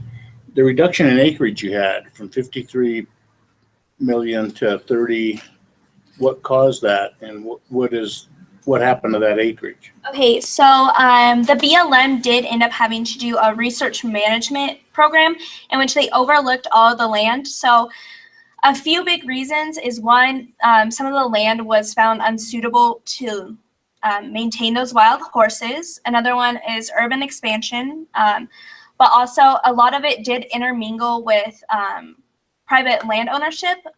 The government did give out some land during like the railroad times, and so with that, the BLM and those landowners had to kind of intermingle and work out a situation. So there's going to be like a square plot of government land, then private, then government, private, so things like that. So those are like the three biggest reasons. What about fences? I mean, the wild horses originally kind of existed with open range, and then now we have all these fences. Are they jumping fences and tearing them down? I mean, how do they get more grass? So with these fences, like you said, that they do jump them, and a lot of the times they do break these fences and they destroy ranchers' property. Like as I stated, ranchers are extremely impacted in this because these wild horses aren't used to seeing these fences, especially not out in the open ranges where they have miles to run.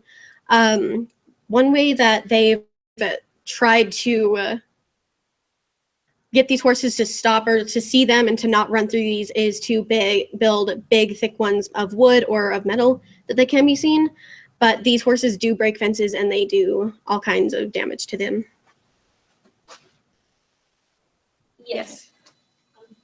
The office has heard me do this spiel before when we listen to FFA groups, and while you guys are being conversational, you're doing a really good job. Really kudos to you guys because you've done a great job, especially on the conversational question side.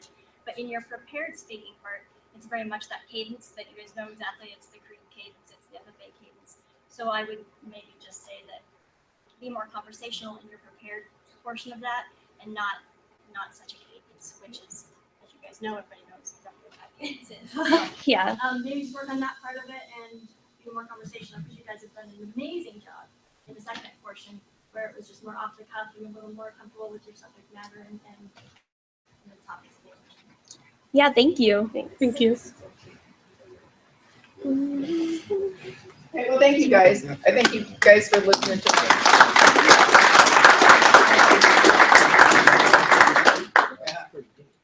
Yeah, thank you guys so much for listening to us today.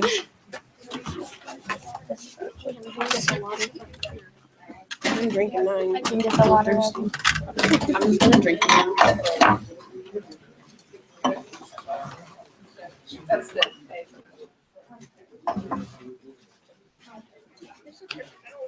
Yeah, great. Just stack them up.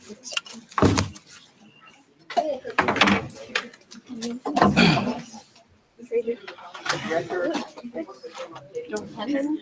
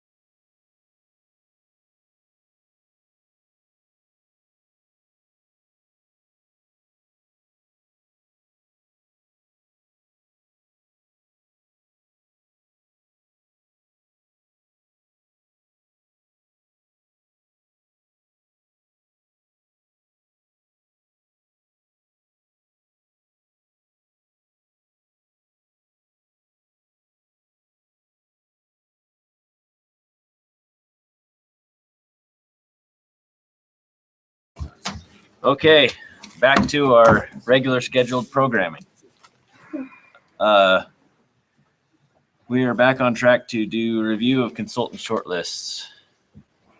Harry and Barry. Okay. Mr. Chairman, members of the commission, I'm going to walk through tab I. You have a list, the 2017 consultant selection by project list. This is a short list. I'm going to go through briefly, in the interest of brevity here, to go through and the way we got to this list. Basically, we started solicitation for consultant services on 23 planning projects early January. And that was a three-prong approach on our agency website. We also sent out emails to our extensive consultant database. And then also we ran legal advertisements in the Casper Star for 4 successive Fridays and had a deadline of February 7th at 2 o'clock, and that was firmly adhered to for submissions by consultants of statements of interest, statements of qualifications on these 23 projects. As those came in, they were gathered up, given to the appropriate project managers, and following the guidelines adopted by the commission on August 19th of 2011, they went through the shortlisting process. And the things that they looked at, the guidelines include things such as residency, the ability of professional personnel, past performance, willingness to meet time requirements, location. And when we say location, we're not talking about residency here, we're talking about location relative to the project area. Current and projected workloads, volume of work previously awarded, and then equitable distribution of contract among qualified firms. So all those things were looked at as a body of work for the consultants that have submitted on all these projects. Per the guidelines, a minimum of 3 firms are to be included on the short list if possible, up to a maximum of 5 firms. And the ultimate goal here of the screening process is to select 5 qualified firms to provide the necessary professional services. And that's what's led us to the list that you have here today, all 23 projects with the short lists and the firms that we propose to go forward. So, and then this is the fun part. Let me give you a couple factoids about the short list itself by project. We had, as I said, 23 projects. We had 99 submissions that came in. So if a consultant came in for 3 different projects, that's 3 submissions. So we had 99 total submissions on these 23 projects, which range from 1 firm being shortlisted, and actually only 1 firm came in on the Rolling Hills Groundwater Supply Study, up to the maximum we received where 8 firms came in on the Laprelle Irrigation District Master Plan and the Middle Bighorn Watershed Study. So from 1 to 8. I can tell you that the average number of submissions per project is 4.5. So between 4 and 5 is the average if you look at the list. And then after shortlisting, so we started with 99 submissions. After the shortlisting process by our project managers, we have 89 submissions still standing going forward. Okay, so 10 were eliminated. The other way to look at this is by firm. We actually received submissions from 44 different firms. Pretty impressive. And that ranges from several firms, actually 16 firms came in and only chased 1 project. We had 12 firms chasing 2 projects, and then it goes up all the way to we had 1 firm actually chasing 7 projects. But the average here is approximately 2 projects per firm. And I guess the takeaway from this is that most firms are not shotgunning it. Most firms are being strategic in what they're chasing, 1 or 2 projects, which is pleasing to see. So, but after the shortlisting process, we still, as I mentioned, we started with 44 firms. After the shortlisting process by our project managers, we're down to 40 firms. So only 4 firms were eliminated. And probably the most interesting factoid is that out of, as I mentioned, we are down to 89 submissions still standing. Of those, 83% are from Wyoming firms. Only 17% are from the primes being out of state. So with that, the summary, in summary, our shortlisting process is complete, and RFPs are scheduled to go out on Monday, as we've discussed, pending commission action. And I'll stand for any questions. Questions for Barry?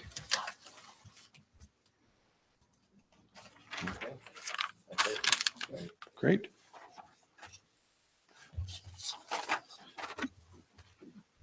Then moving on, if I might, Mr. Chairman, taking it from the RFP phase, proposals will be sent out to selection teams, and each commissioner will be assigned to selection teams. And I should tell you that the proposals have to be into our offices from those firms, those shortlisted firms, by Friday, March 31st at 1 o'clock. We gather those up, bundle them, and Katie and the folks here do a wonderful job doing that. It's a large effort gathering all those up and get them to all the members of the different selection teams so that every you get proposals for all the projects that you're involved with. You get time to review those proposals, rank them, and so forth. We have review guidelines that the commission approved. We put together last year for you to how to go about reviewing those proposals. You'll get that. And at the time when you're reviewing the proposals, prices are not considered. We don't consider prices until we get into the interview phase. The rankings then come into our office, are tallied up, and then the top 3 firms receive interviews. Interviews are scheduled this year, will be conducted Wednesday, May 3rd and Thursday, May 4th. There should be no need at this time for Tuesday interviews, depending on what happens here, of course, with the watershed studies and so forth. But given the number of projects we have, we believe we can get them all done on Wednesday, May 3rd and Thursday, May 4th. The current schedule, obviously, we had it all worked up, but because of all these moving pieces, we're gonna have to rework it and we'll get that out to you. But if you could block out those 2 days at this time, would be Wednesday, May 3rd and Thursday, May 4th. That would be it. Questions on that? Okay, that's it. Thanks, Barry.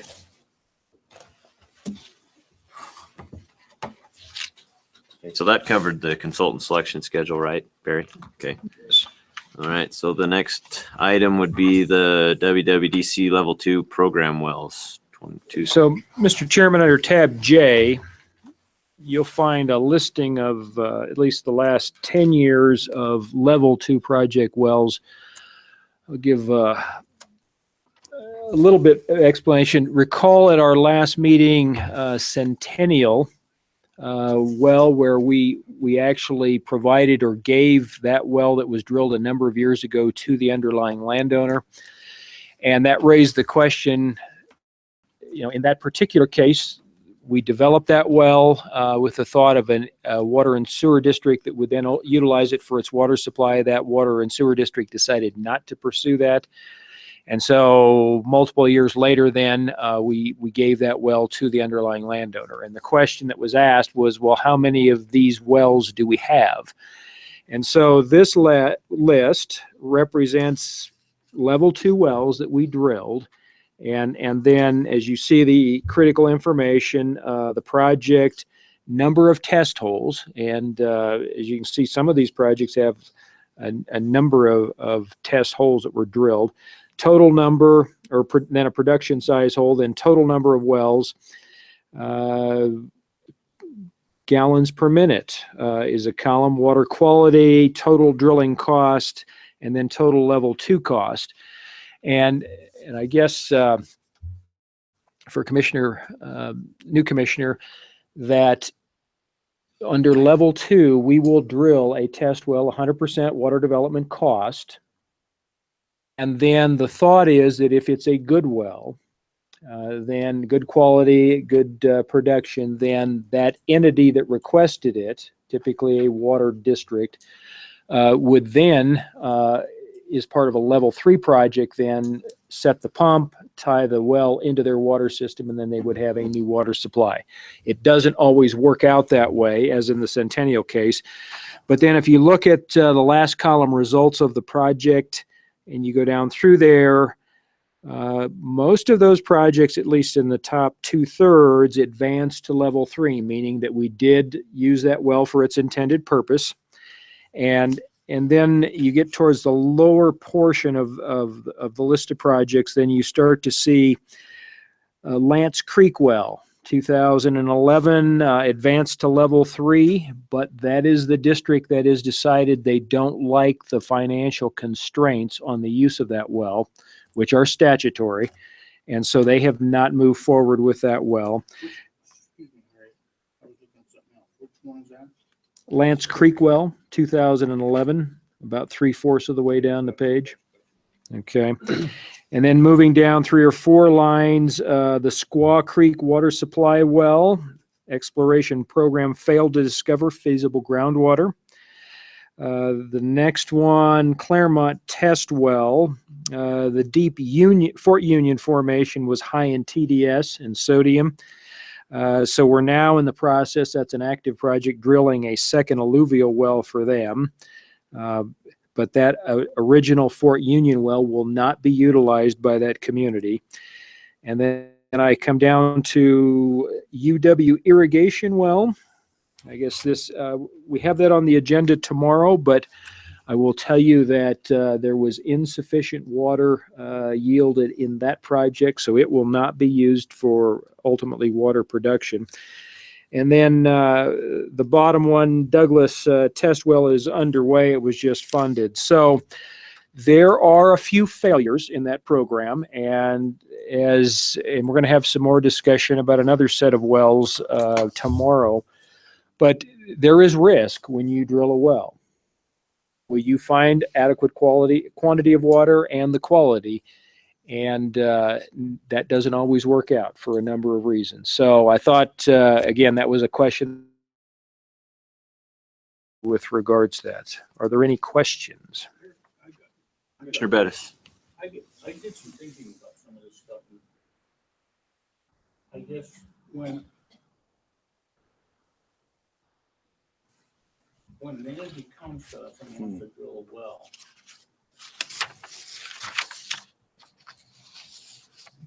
because we're funding the drilling of that well, what kind of say-so, if any, do we have on whether we agree with what they say on as far as where they're going to drill it or continue to, or not, I guess. So Mr. Chairman, Commissioner Bettis, so the way these projects are structured for exploration is we pursue an appropriation, which includes the cost of drilling the well. If funded by the legislature, then it is the commission that hires the hydrogeology consultant.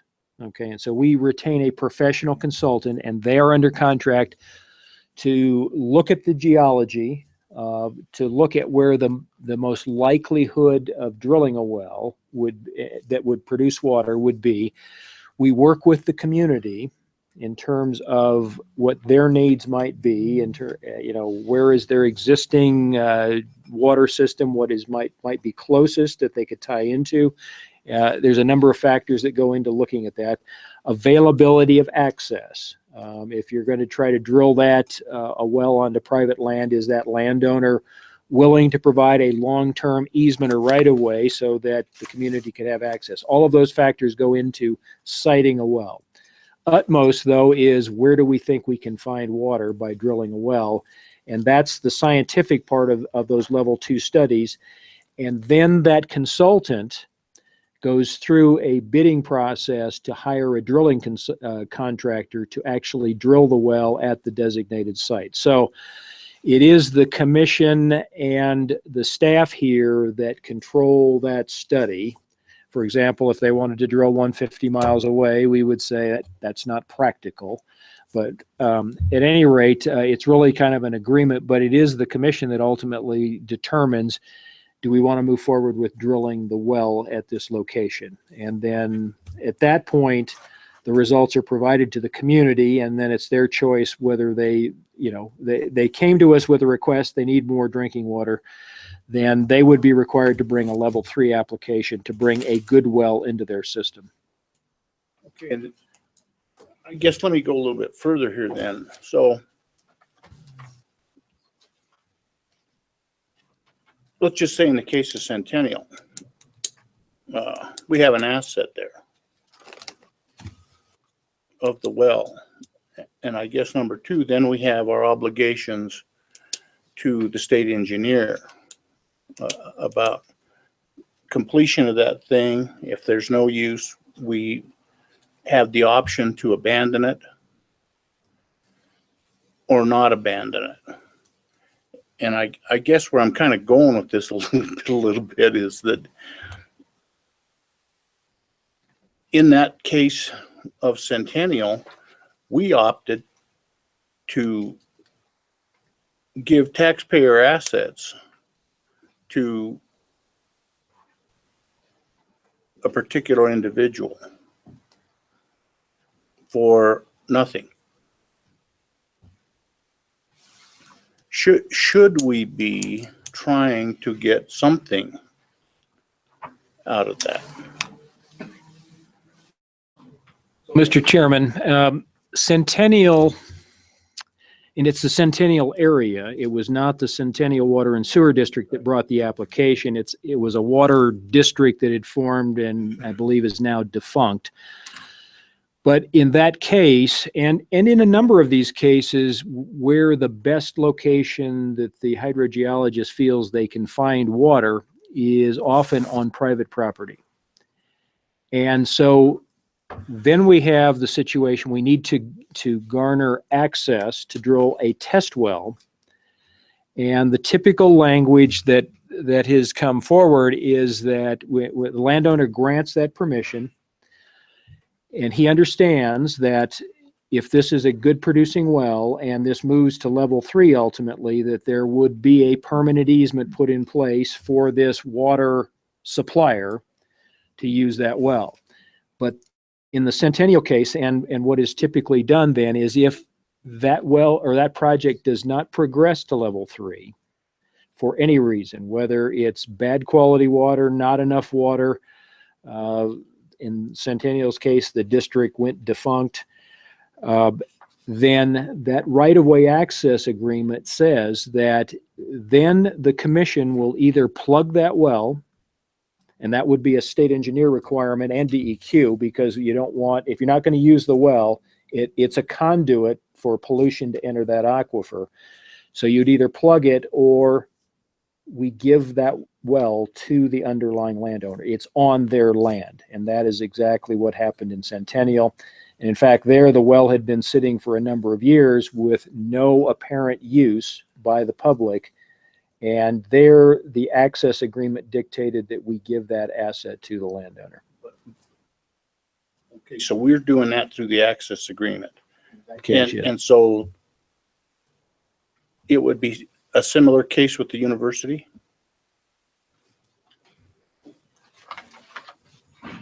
Well, Mr. Chairman, the university project is not similar to anything we've ever done before. So I understand that, but I guess how do I want to say this politely? I'm anticipating down the road a little bit here. But go ahead. Okay, so if you want to talk about UW just briefly, because we do have an item tomorrow. That project, the university was looking for a well that would produce somewhere on the order of 1,000 gallons per minute so that it could water the golf course. The well actually produces about 60 gallons per minute. So from an irrigation perspective for the golf course, it has no value. It is located on University of Wyoming property, so the access easement thing was not a question there. And the proposal, and actually it's on your agenda, but it's not ready for your consideration. So I'm going to ask you to not take any action tomorrow. But what University of Wyoming, we want to give that well to the University of Wyoming. It doesn't produce much water. And they will then in turn use that for potential monitoring of that aquifer. And the city of Laramie would have an interest in those monitoring results. And it has an educational value to the university because from when you educate students in the geophysics, then here is a well that's drilled, I believe it's 700 plus feet in depth. And you can do all kinds of classroom or educational purposes for that well. And so we're going to my recommendation is we give that well to the university for that purpose. Sure, and I guess where I'm kind of going with this a little bit is that from the taxpayer money standpoint, do we have issue with that by giving? Will it set a precedent? By giving, yeah. Well, not only set a precedent, but I guess what I'm getting to is that how does that differ from giving taxpayer money to an entity, anybody, I guess, and are we okay there as far as the statute or the statutes with regard to the development of water versus the giving of assets? So, Mr. Chairman, and you've asked some legal questions, but let me provide, each case deals with a separate set of facts. So if we want to talk about the University of Wyoming, we are allowed to give assets to another governmental entity, University of Wyoming. Okay. So if it's not a governmental entity, and in the case of Centennial, the access agreement dictated our actions. If the access agreement was not there in Centennial, then it would be, we'd have to declare those assets as surplus, and then there's a process for getting rid of disposing of surplus property. It could fall under that category depending on the set of circumstances. And Abby or Daniel, I don't know if you want to weigh in beyond that. But that's not an issue at the University of Wyoming. Subsidiary of the state of Wyoming. So and then you have to look at what is the value. What we may have invested in the project does not necessarily represent the value. It's what's the value of that asset, and we have a steel casing to about 300 or 400 feet of depth in the University of Wyoming case, and it doesn't produce much water. So what is the value of that? Nick, to clarify on the agreement, the part of the bargain is that we return that back. So it's part of the consideration of the agreement of what we're receiving and we're giving. That's how it's looked at. Any more questions? Okay. So Mr. Chairman, the next item, dams and reservoirs story map. And this is, and Jason is going to provide just a kind of a brief walkthrough, but I have run across a couple of other types of story map is, I guess I'll call it a software package that allows you to combine photographs and narrative into kind of a PR document on the internet. You go to the National Park Service, you'll find this. DEQ uses it for their 319J program on successful projects. But I thought that would be appropriate for our dams and reservoir program in terms of the projects we're bringing forward, and to allow kind of an easy way to hopefully answer questions or educate the public with regards to what we're doing. So with that, Jason, I'll turn it over to you. Before I start, I want to recognize a couple people that helped put this together. Jody Pring helped kind of get the assignment kick-started. And then Rosemary Hatch, she's the technical coordinator over at Words, did the majority of the work actually putting the site together with the help of Chris Nicholson at Words as well. So I want to thank them for that. As Harry mentioned, this is really when we get questions from legislators, the general public, commissioners about what is Alkali Creek. This kind of puts a face with the name, more or less. So if you get asked questions and you want to point somebody in the right direction, you go to the Water Development Commission website. This is the home page. Go under Dams and Reservoirs. Under the planning program, there's a dam and reservoir planning link. Click that. And then towards the bottom of the page, it talks about here's a Esri story map for the current dam and reservoir project. So click it and you wait for a few seconds and it should pop up here.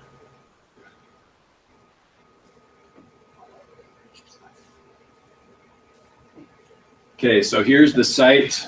I'm just going to run through it real quick with you. We've got, this is a fairly simple program, and Chris can tell you more about it if you'd like or if you have questions.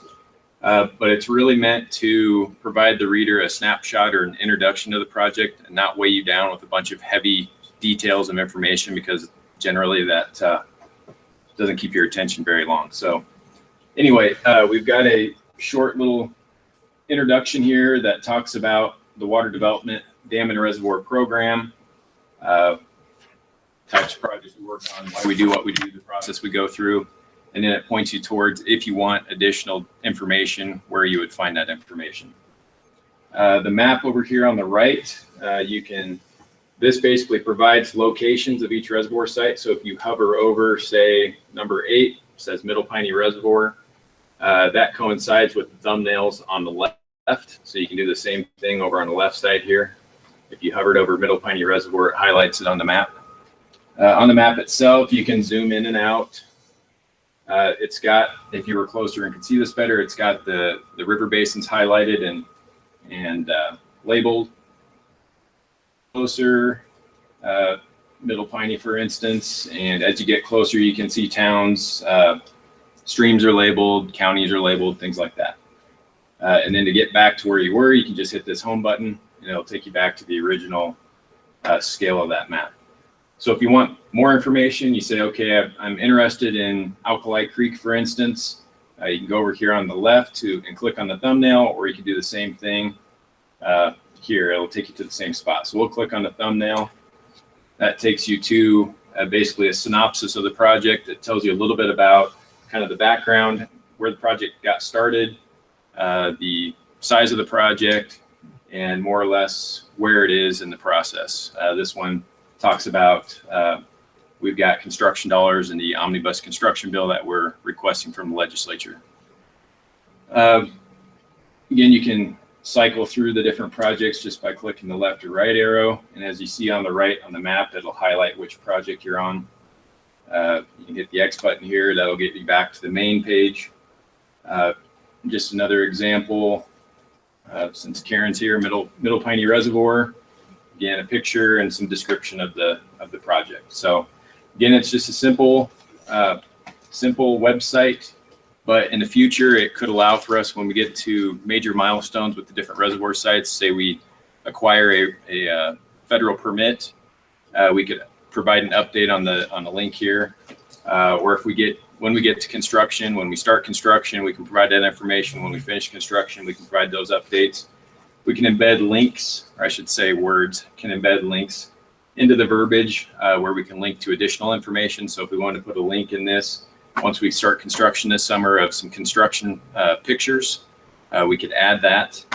And then we can also link to reports and things of that nature. So that's just a quick run through of what this is. Again, it's just to help get the word out and answer the question when we get asked about the 10 and 10 or a particular reservoir project. We can point to this website and then go take a look at it.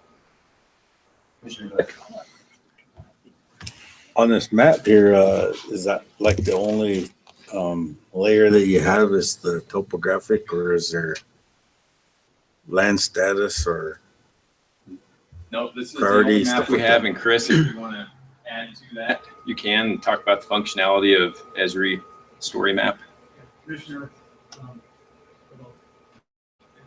basically, this program offers you really simplistic tools. You can have that aerial image, or a road map. It doesn't really allow you to integrate different.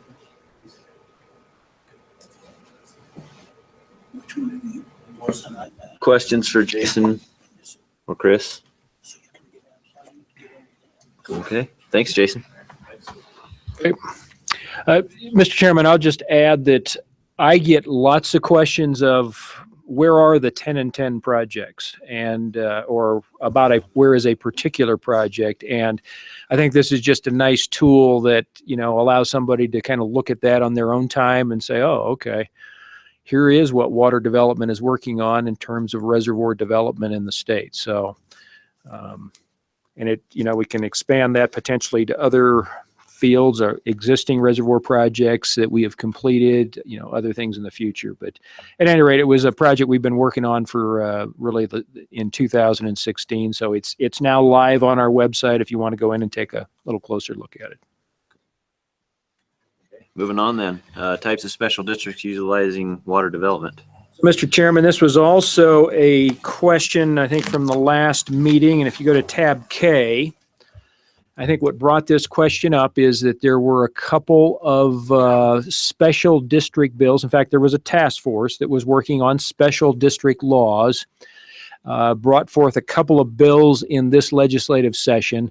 But the question was asked, what kind of districts does water development deal with? And so I went into the statutes and pulled what I think is the comprehensive list of where we might get applications for. for sponsorship of our program. So you start at the top, water districts, water and sewer districts. What I will tell you is these are all districts that are authorized by the statute. So there is a separate set of statutes that deals with improvement and service districts. And sanitary improvement districts, irrigation and drainage, and you work your irrigation and power districts, conservation districts, water conservancy districts, and watershed improvement districts. I threw in Joint Powers Board. It's not considered a special district, but nevertheless, it is a public entity that does operate water systems within the state, and so we do fund those from time to time.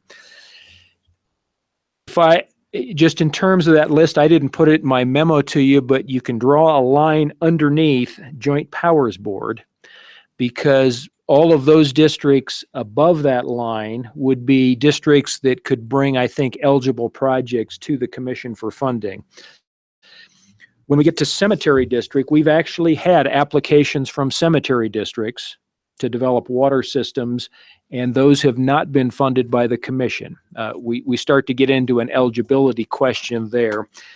Likewise, Airport Joint Powers Boards, they do have water systems at airports, and I think we've shied away in our criteria from funding water development at airports, but oftentimes they're part of municipal systems, and so could qualify. They do handle water, and that's why they're on this list. And then we get into a couple of recreation district or recreation joint powers board. Again, districts that are authorized via the statutes.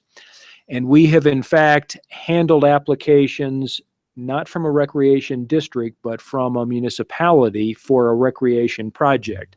The one that comes to my mind is there was a request to develop a kayak park on the Bear River a number of years ago, and the commission turned that down.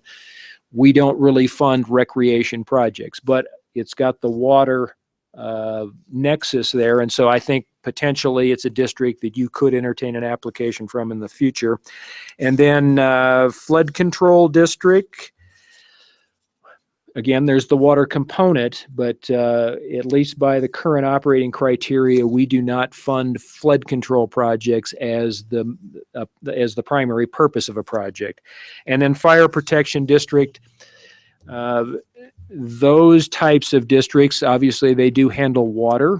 I think I'm not aware that we've had any applications from a fire protection district, but certainly an application for a new fire truck probably would not be funded through this program. But there may be an application at some point in the future where they want to, they strategically locate small underground water reservoirs in rural areas. Is that something that we might entertain? Don't know. Might even show up as part of a watershed study, potentially. But nevertheless, this was what I think is the comprehensive list of types of districts that you could potentially see applications for. So again, I was just kind of getting back to you in a response to a question. Mr. Chairman, I guess I have a question on what you said. When you say eligibility problems, what are you getting at? In other words, for not being able to fund a cemetery district or a recreation district? So, Mr. Chairman, if you look at the authorizing statutes for water development, I think the commission can entertain any project that deals with molecules of water. Water quality, water quantity, reservoirs, I mean, you can go down the list. I think you have that authorization in statute, okay? But you've also then put in place operating criteria that then dictates the types of water projects you would fund. So we do not fund water quality projects. We don't fund wastewater treatment plants. We don't fund water treatment plants for that reason. And the reasoning behind that is those are very expensive projects, and so we really don't have adequate funding for that. We don't fund flood control projects. Well, I understand what Okay, you're and saying. so but I it's guess the what I- operating criteria that brings the eligibility into that picture. Right, but the operating criteria aren't necessarily in line with the statutes.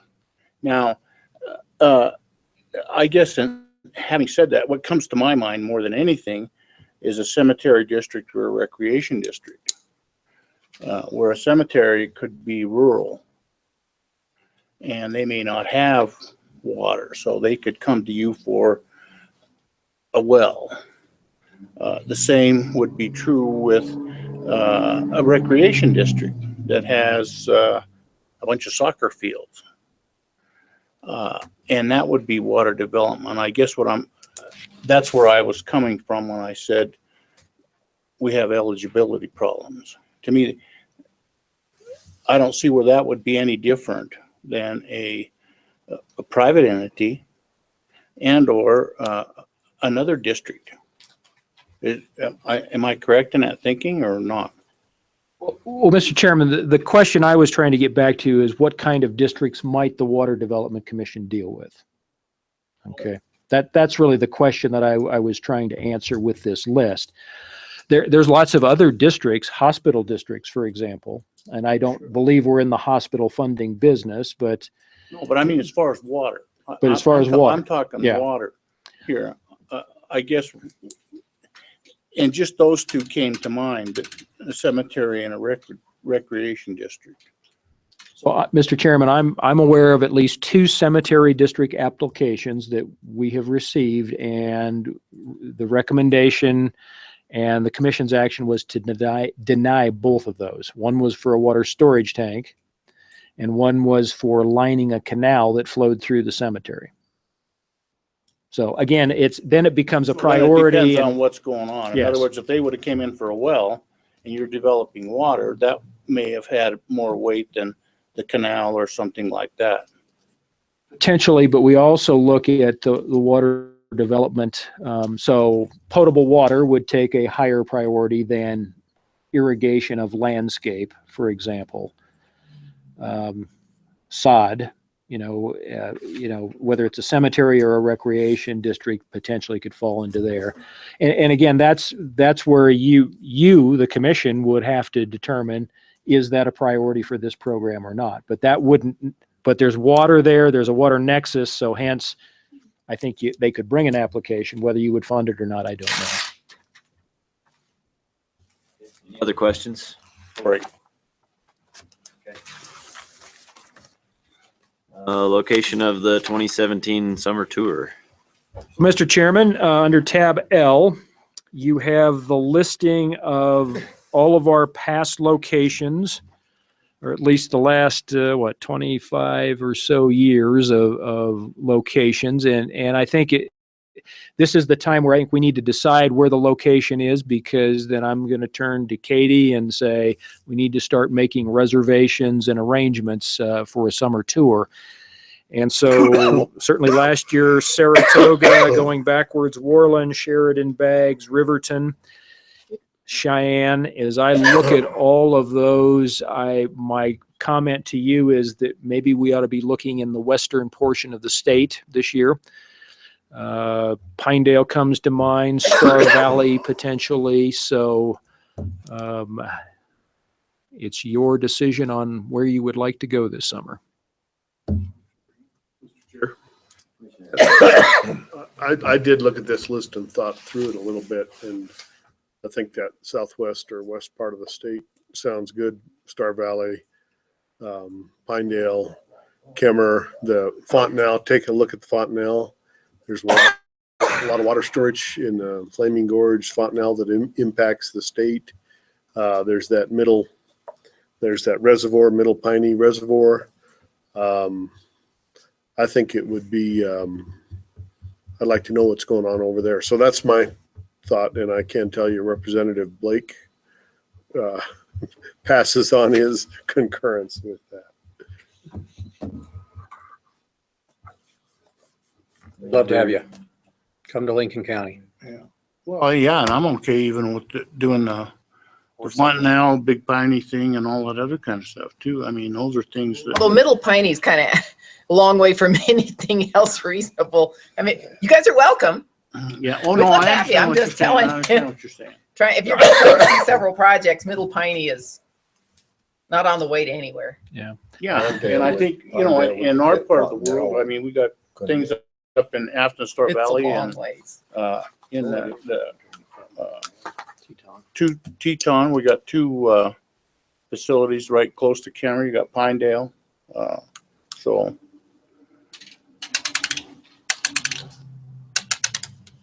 Any other suggestions, comments?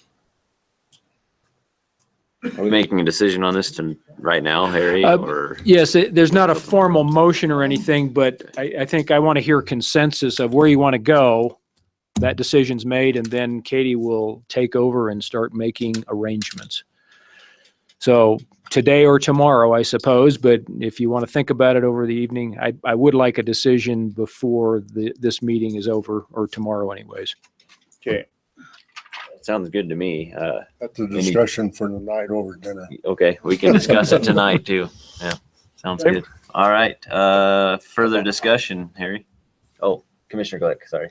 I was thinking maybe like Tamaulipas, and you can work our way up north by the Bighorn. We're just there. These are Bighorn gonna Basin. We were just in the Just Bighorn in Basin. Orland. Was it? Oh, okay. 2 years ago. I wasn't here, I guess. No, it ought to be on the western side somewhere. Any fun? Well, we'll discuss it tonight at dinner. Yeah. So we'll move on to Hey, discussion. I don't tell guess. the attorneys that though, because they'll get all wound up about, yeah, About what? no quorum. We don't need a motion on this, so can't we discuss it? No. Oh. So we'll have a quorum when we bring the answer back. You guys didn't hear anything. Okay. Don't say you decided it at dinner. Yeah. There we go. We'll just, We'll bring about 3 locations Dempsey, and then I they missed that. decide. okay, Harry, go ahead. Okay, Mr. Chairman, the last one under discussion is just an update on the rules and operating criteria revisions. Of course, last October, you approved a set of revisions to both of those documents. And those revisions have been made with regards to a document for me. But what has happened, I had hoped that we would get the public notices out and they would be ready to go forward for the public comment period. And I guess I will tell you, this is my excuse. I've been spending virtually all of my time dealing with legislative issues for the last month and a half, and I have not gotten to those public notices or the requirement of providing a statement of reason to the governor's office. So I'm hoping now that in the next 2 weeks, my schedule will free up and I will get back to rules and operating criteria, but that is the status. Mr. Chairman? Commissioner Buckfallen. Just to make sure that I understand, and because I really think we dodged a bullet this year at the Wyoming legislature in terms of changing mass amounts of things, when we come out with the rules and the operating criteria, I'm assuming then that the public and the commission and anyone else can look at those and also try to deal with whatever issues the legislature has, so we don't have to go through this, or especially you don't have to go through this again next year. I'm not saying that the bills were right. I'm saying though that I think that we need to,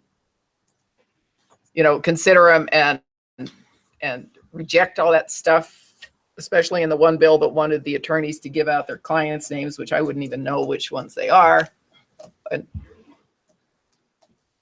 Or not. I just think that needs to be sort of wrapped into this revision of the rules and criteria. The other thing I'm wondering is that I know that we already went out with changes for the small water projects, but that was also before this debacle with the Wyoming legislature as well.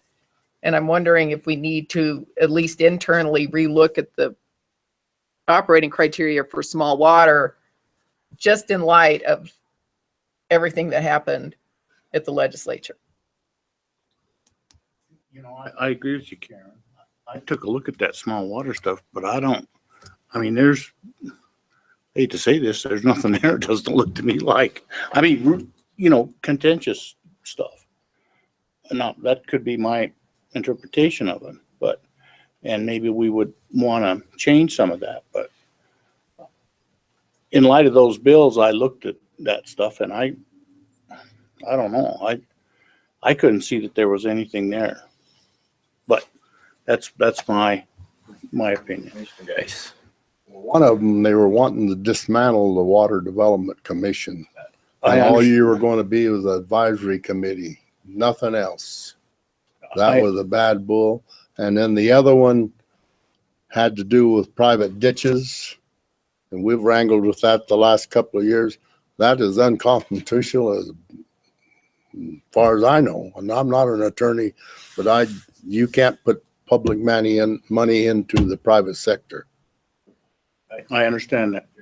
And I can kind of see, I think, what some legislators wanted to do with money and taking it out of certain funds and doing whatever they want to do. And if you kind of try to read between the lines, you can kind of figure some of that out. But I guess what I'm saying, as far as looking at our statutes and our programs, and I've never been a fan of these operating criteria, the way they're set up, but I don't see anything there that was really contentious. To be honest with you, I understand that they need money. I understand that. Well, but the whole thing about it, up until I left, the Appropriation Committee never looked at any Senate omnibus water bills because that is not general fund. Right. And the appropriation is to handle general fund monies and federal funds, but not earmarked fund for strictly water use and development. Understand that. But The whole they're thing looking for turned money. upside They're looking down for this money, year. and I guess, I've heard Sacred Cow I mean, thrown out a hell of a they've lot, borrowed money a lot of from, times. Mr. Chairman, they've borrowed money from, like in 95. That's okay with me, as long as when we have some good times, we get to take a bunch of money back out of general fund back into our water development account to keep it sound and salt. Some of that happened. I'm not sure all of it did, but some of that happened. Well, Mr. Chairman, we didn't get it all back from 95. Oh, right. I got most of it, but we didn't get it all. Okay. With that, Oh, is there any further discussion? Mr. Chairman, I do have one other item.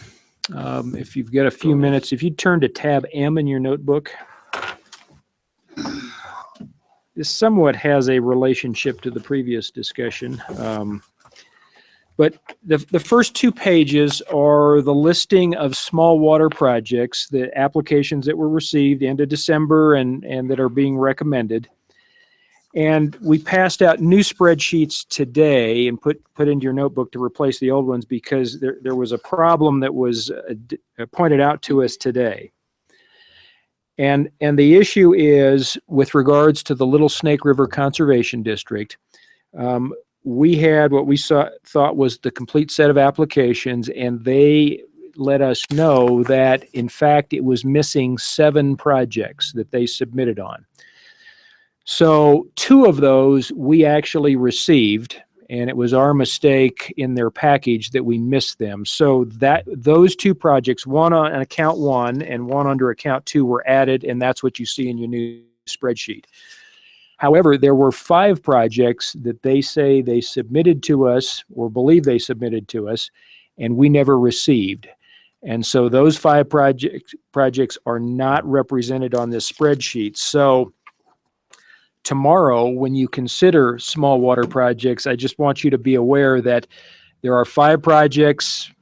The district is saying, we thought we submitted them. We're saying we have no record of that. And so they are not on your list. And I believe that Senator Hicks will be here tomorrow, along with at least a portion of the Select Water Committee. And that may come up in the discussion, but the office has no record of receiving those 5 applications, and as a result, we are not recommending any funding for those. Questions? Do they have documentation they sent them or? I wasn't in on the conversation, but they said, You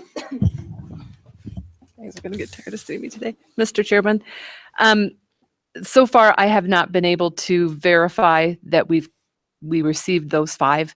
I can verify that we received the 2. I think there might have been some kind of computer. I can blame it on the computers. So I feel comfortable with the 2. The 5, I have not been able to yet verify that we received those. I did ask Dawn, who's their office gal, to send me an email. She hasn't yet been able to find that, but she will be here tomorrow morning to address you, and I'm sure these 5 applications will be part of what she would like to talk to you about. Any other questions? Mr. Chairman. So what we've got on this spreadsheet is just the new applications for 2017. Okay, do we have any kind of a list of what these districts have asked for in the past so that we have some idea of how much we've spent total on Little Snake versus Saratoga versus Sublette County? Mr. Chairman, we do not have that accounting that we can go look at. Is that, I mean, It's not something we track. okay. Is it hard or is it not hard? If it's hard, forget I ask. Mr. Chairman, I guess what I just thinking off the top of my head, we have these sheets and these notebooks from past meetings. So that would be a relatively easy way that we could get that information to you. It would look like this very thing, but at least you'd have, well, I'm hoping the column on the side that tells you the total number of projects and then the total dollar amount. We can see if we couldn't pull that together relatively quickly. Okay, I mean, you don't even have to do it for like years past. I'm just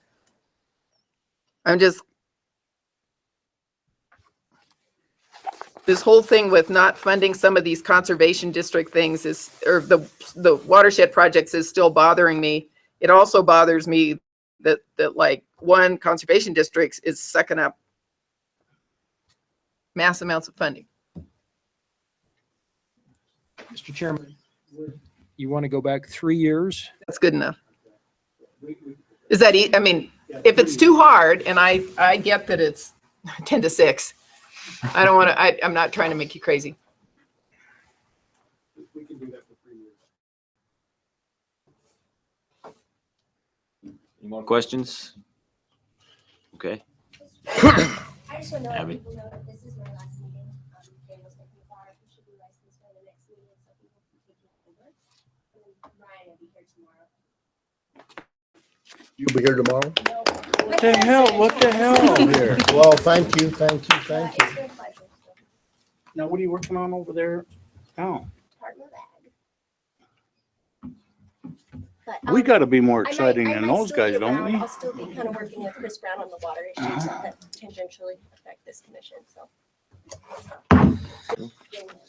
Well, with that, if there's no more Bye, business, Daniel. let's adjourn. Better wear your boots Get out of tomorrow, here. buddy. We are starting at 8 o'clock tomorrow 8 morning. o'clock. That or wear a Not the skirt. standard 8:30, so 8 a.m. tomorrow morning here. It's like, what?